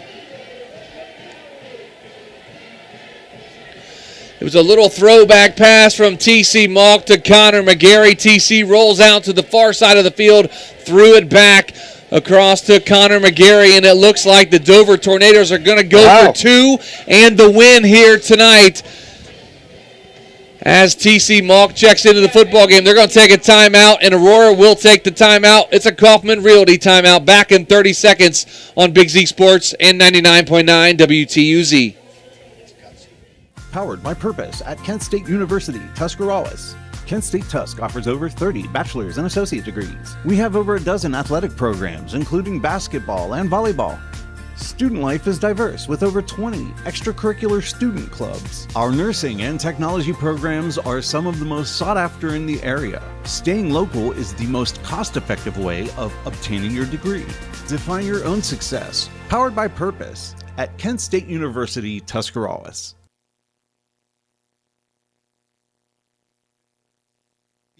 With Joe Geckler and Travis McClelland. Welcome back to Crater Stadium. 42-41 Dover trails, but they're going for two here, folks. If they get this, they move on to the regional semifinals. If they don't, Aurora moves on to the regional semifinals. The Dover Tornadoes, it's going to be on the left hash mark as they come out. TC Malk at quarterback, Tyler Stevenson in the wing. It looks like Gigax is in there as well, and it's going to be a little rollout to TC Malk to the far side, looking, has a receiver in the back of the end zone. He catches it, and it's going to be the ball game as number 9, Joey Farthing catches the 2-point conversion, and the Dover Tornadoes will advance to the regional semifinals, 43-42. Their dog pilot there on the goal line. What a play there by TC Malk.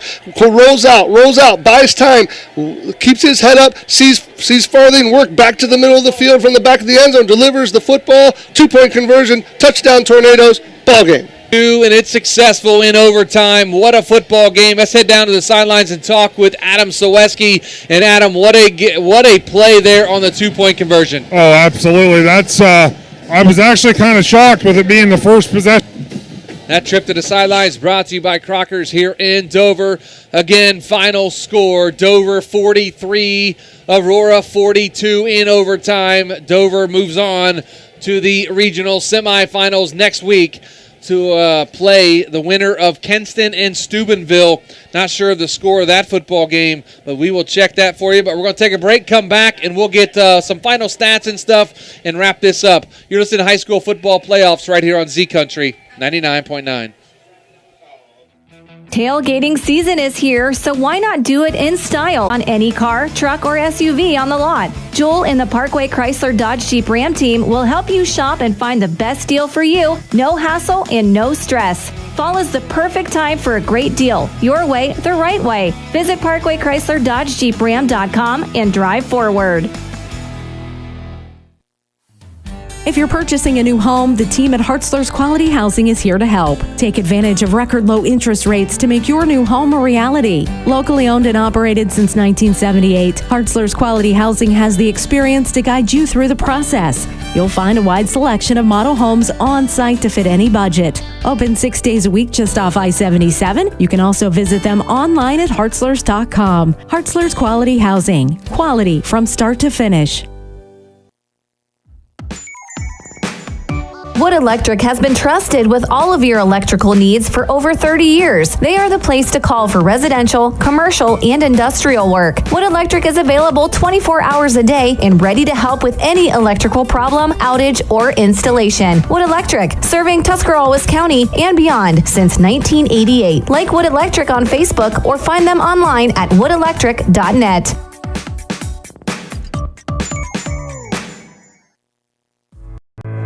Hi, this is Jan McInturf. For the past 5 years, I have been recognized as one of the top 5 producers in the state of Ohio, according to the Ohio Association of Realtors.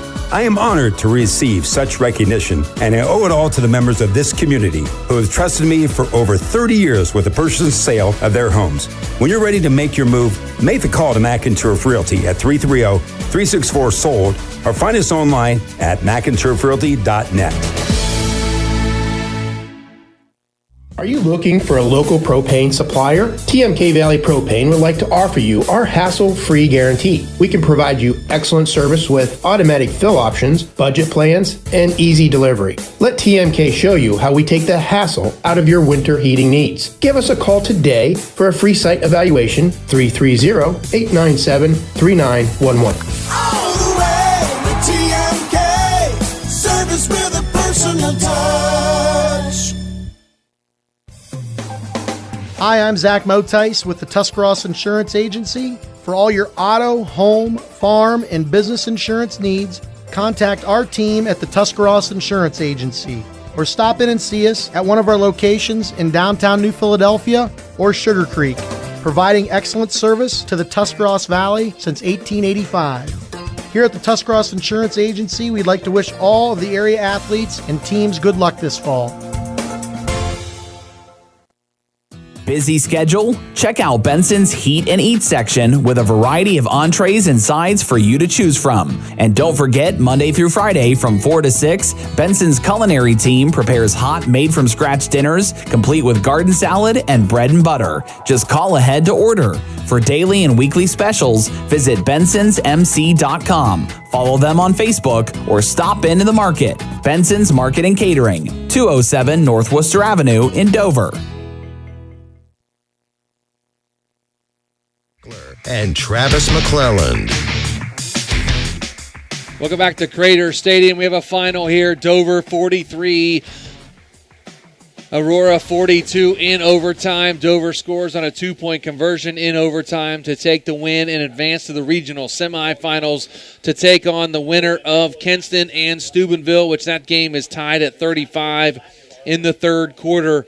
Hopefully we can get an update before we go off the air here at Crater Stadium. But a big win for the Dover Tornadoes, Travis, and what a classic here at Crater Stadium. This is a 5-star classic, and again, kind of 2 weeks in a row we got to call those. We're very fortunate to call two dandies here, but what a football game. Back and forth, both teams running the football at each other, big plays aboard. We had some turnovers, we had some big plays. Carterman on that catch, Joey Farthing with a nice day, caught the big touchdown, and of course the ceiling 2-point conversion down here. All I can say is wow. Yeah, what a game. And, if you caught it on our social media pages, thanks so much for tuning in to our YouTube channel, WTUZ Big Z Sports on YouTube. Almost 1,600 people were watching the game live, as we called it. We appreciate the support here with Big Z Sports. And, of course, all of our camera crew here, Emma Merriman, Greg Perkins, and, of course, Lydia Brady. She's pushing the buttons tonight. Casey took the night off. And I know why he took the night off, but he's going to be with us tomorrow night on the Hill. But Lydia did a great job. Casey should be very proud of his crew here at Claxon Communications. But what a great football game here tonight. We're going to head down to the sidelines and talk with Adam Soweski one final time. And Adam, your thoughts on this classic of a football game? Well, guys, I'll tell you, this is one of those games where you hate to see a loser, to be honest. You hate to see somebody's season call. What an ending. What guts it takes to go for two. Oh. I mean, you're at home, so you got that going for you, but still, your season could end on a play call like that. But Mulk the Farthing executes it, and Tornadoes move on. Yeah, absolutely. And a great job on the sidelines all night, Adam, and we appreciate it. And I know your hands are it looks like your hands are about the color of your sweatshirt, so you may want to get up here. Big thanks to Adam Soweski on the sidelines tonight. He'll be with us tomorrow night on the Hill. You may need to be bundled a little warmer tomorrow night. It's going to be a little warm, a little colder up there tomorrow. Yeah, I'm going to have a couple more layers on for sure. You're going to come in your Carhartts and your they were ready for tonight, but I thought I could get through. I wish I had them on. You're going to need them tomorrow. A little cold on the Hill, but again, preview tomorrow night, guys. Garraway and Ravenna Southeast, the Pirates against the Pirates, and it's going to be a good one up on the Hill in Sugar Creek. Of course, our airtime with our Wood Electric pregame show at 6 o'clock and kickoff at 7 between Garraway and Ravenna Southeast, and that's going to be heard on 99.9 WTUZ on our website. On our YouTube channel, Big Z Sports on YouTube. Make sure if you haven't subscribed, you're going to see another good one tomorrow night between the Pirates and the Pirates as the defending IVC champions take to the Hill again for one final time this season as they look to advance to the regional semifinals with a win tomorrow night. But Travis, wow, what a game as we're getting stats coming into us, and you've got them in front of you. I'll let you read them off and give us some individuals. I do. Okay, starting rushing for the Tornadoes, McGarry, 11 totes for 93 yards and a touchdown. Aiden Hall, 3 carries for 48 yards. T.C. Malk, 8 carries, 53 yards and a touchdown. And Mitchell Martin, 8 carries, 41 yards and 2 touchdowns. Receiving tonight for the Tornadoes, Farthing, 1 catch, the big one, 65 yards and a touchdown. He also caught the final 2-point conversion there. David Denny, 2 catches for 26 yards. And, of course, McGarry, 1 catch for 20 in the touchdown in overtime. Passing tonight for the Tornadoes, Hall was 2 of 4 for 84 and a touchdown. And Malk was 2 of 2 for 23 and a touchdown, and through the final 2-point conversion there at the end. That's some individual stats, and we're going to take one quick timeout. We're going to discuss a couple things, come back, and wrap it up here from Crater Stadium. You're listening to High School Football Playoffs right here on Z Country 99.9. Every sports fan enjoys seeing that big collision on the football field. But what's not so enjoyable is when your vehicle is involved in a collision or an automobile accident. That's where Gillen Body Shop on Cary Avenue in New Philadelphia can help. Gillen Body Shop offers an experienced staff that does the job right the first time and backs all their work with a 100% guarantee on all completed repairs. When unpredictable repairs from an auto accident are needed, make the right choice and contact Gillen Body Shop. Gillen Body Shop. Find them on Facebook or stop by Cary Avenue in New Philly.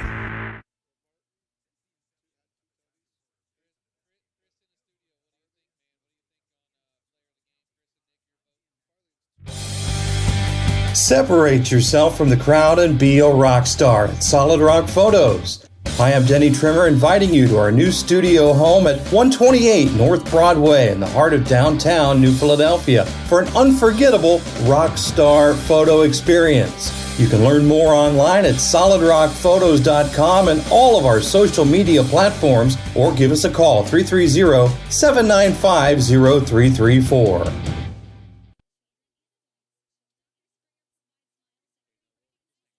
The certified public accountants at Moore Niedenthal Incorporated believe in the value of relationships. Moore Niedenthal has been in business for over 40 years in your community, helping individuals and businesses grow. Moore Niedenthal can help manage and prepare your payroll, plan your estate, and prepare your business and personal income taxes. Stop in to the new Moore Niedenthal facility on North Worcester Avenue in Dover and become a valued client today.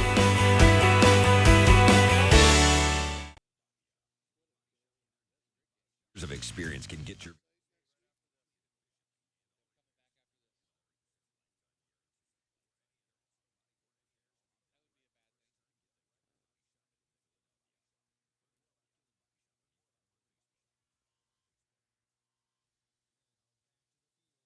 Joe Geckler and Travis McClelland. Crater Stadium one final time. The Dover Tornadoes 43. The Aurora Greenmen 42 on a 2-point conversion in overtime. Dover, T.C. Malk to Joey Farthing in the back of the end zone. Dover advances to the regional semifinals to take on the winner of Kenston and Steubenville. Of course, that will be at a neutral site next week. Home games are done now in the high school football playoffs, and now we head off to neutral sites. I love neutral site games because you get to go to places that maybe you haven't been before. Yeah, you get to see different tracks, different yards. Second week of November. What is it going to be? Was that the 13th next Saturday? So we're getting into the playoffs, of course, regional semifinals. Maybe we can get to the regional finals and get to do a game on my birthday. That'd be a lot of fun. That would be a good time, and getting to the regional final means area teams are doing well, and that's obviously the goal, and that's what you want to do here. Dover's playing well. Garraway's playing well. Ridgewood's still playing. Indian Valley's still in it. A lot of area teams still in the football playoffs right now. Yeah. Indian Valley goes down tonight. Carrollton goes down tonight. So we have 4 teams really in our area left with Dover, Garraway, and Ridgewood tomorrow night. West Holmes with the win tonight as well. Division 3, Region 10.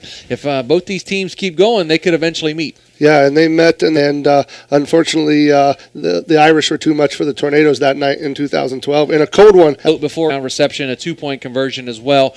Travis, your thoughts on player of the game? I thought there were some very deserving people. T.C. Malk did it again. He got it last week. 8 carries, 53 yards, and a touchdown, and 2 of 2 through the air for 23s and a touchdown. The big 2-point conversion there. Aiden Hall had a couple nice runs. Mitchell Martin had 2 touchdowns, 8 carries, 41 yards, but the big impact late in the game there, I'm going to go with Joey Farthing. He had to drop. Unanimous, because that's going to be my pick tonight as well. Joey Farthing for our McInturf Realty Player of the Game. Big night for him. Like you said, Travis, he redeemed himself. He dropped a touchdown here on the scoreboard end of the field, caught another big one at the other end, and made up for that with the big 2-point conversion. TC Malk was able to throw it high enough for the big guy to go up and get it. Like you mentioned, Division I state high jump champion last year. He climbed the ladder to get it. Came down inbounds for the 2-point conversion, and Dover gets out of here with a win, 43-42, to move on to the regional semifinals. Final thoughts tonight from Crater Stadium. What an absolutely phenomenal game from start to finish. You know, the big kickoff return there. Turnovers hit. Dover took a 2-point lead. Greenman didn't quit. They come back. They got that score before half to get it back to 1 score. Hold Dover in the opening drive of the third quarter. Come down and tie it up. What a football game. You know, 5-star classic. What more could you ask for when you come here and in the playoffs and see 2 great teams go at it? Your heart goes out to the seniors. We talked off air, Joe. You never want to take that jersey off for the last time, because it's the last time, and it's never the same. Even if you're going on to college football and looking down and watching the Greenmen go off, you know, your heart goes out to them, but you're ecstatic for Dover for moving on. Absolutely. Also, big thank you tonight to our crew here from Claxton Communications. Lydia Brady pushing the buttons for us here and being out there on our sidelines. Of course, Nick and Chris back in the studios tonight, and my main man here to my left, Travis McClellan, for another great game. Love doing games with this crew. Everybody does such a great job. Reminder, folks, tomorrow night we'll be on the hill in Sugar Creek with our pregame starting at 6 o'clock and our kickoff of Garraway and Ravenna Southeast at 7 o'clock. We'll have a pregame interview with Ridgewood head coach John Susser. We'll talk to him about his game coming up in our preview, in our pregame.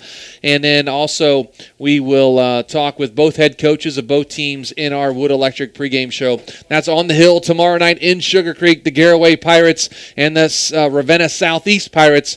That's, again, starting at 6 o'clock right here on 99.9 WTUZ. Of course, on our YouTube channel, Big Z Sports on YouTube. Check us out on social media as well. We'll be all over the place again tomorrow night. Again, one final time from Crater Stadium. The Dover Tornadoes 43, the Aurora Greenmen 42. Good night from Crater Stadium. We'll talk to you from the hill tomorrow night beginning at 6 o'clock. Good night, everyone.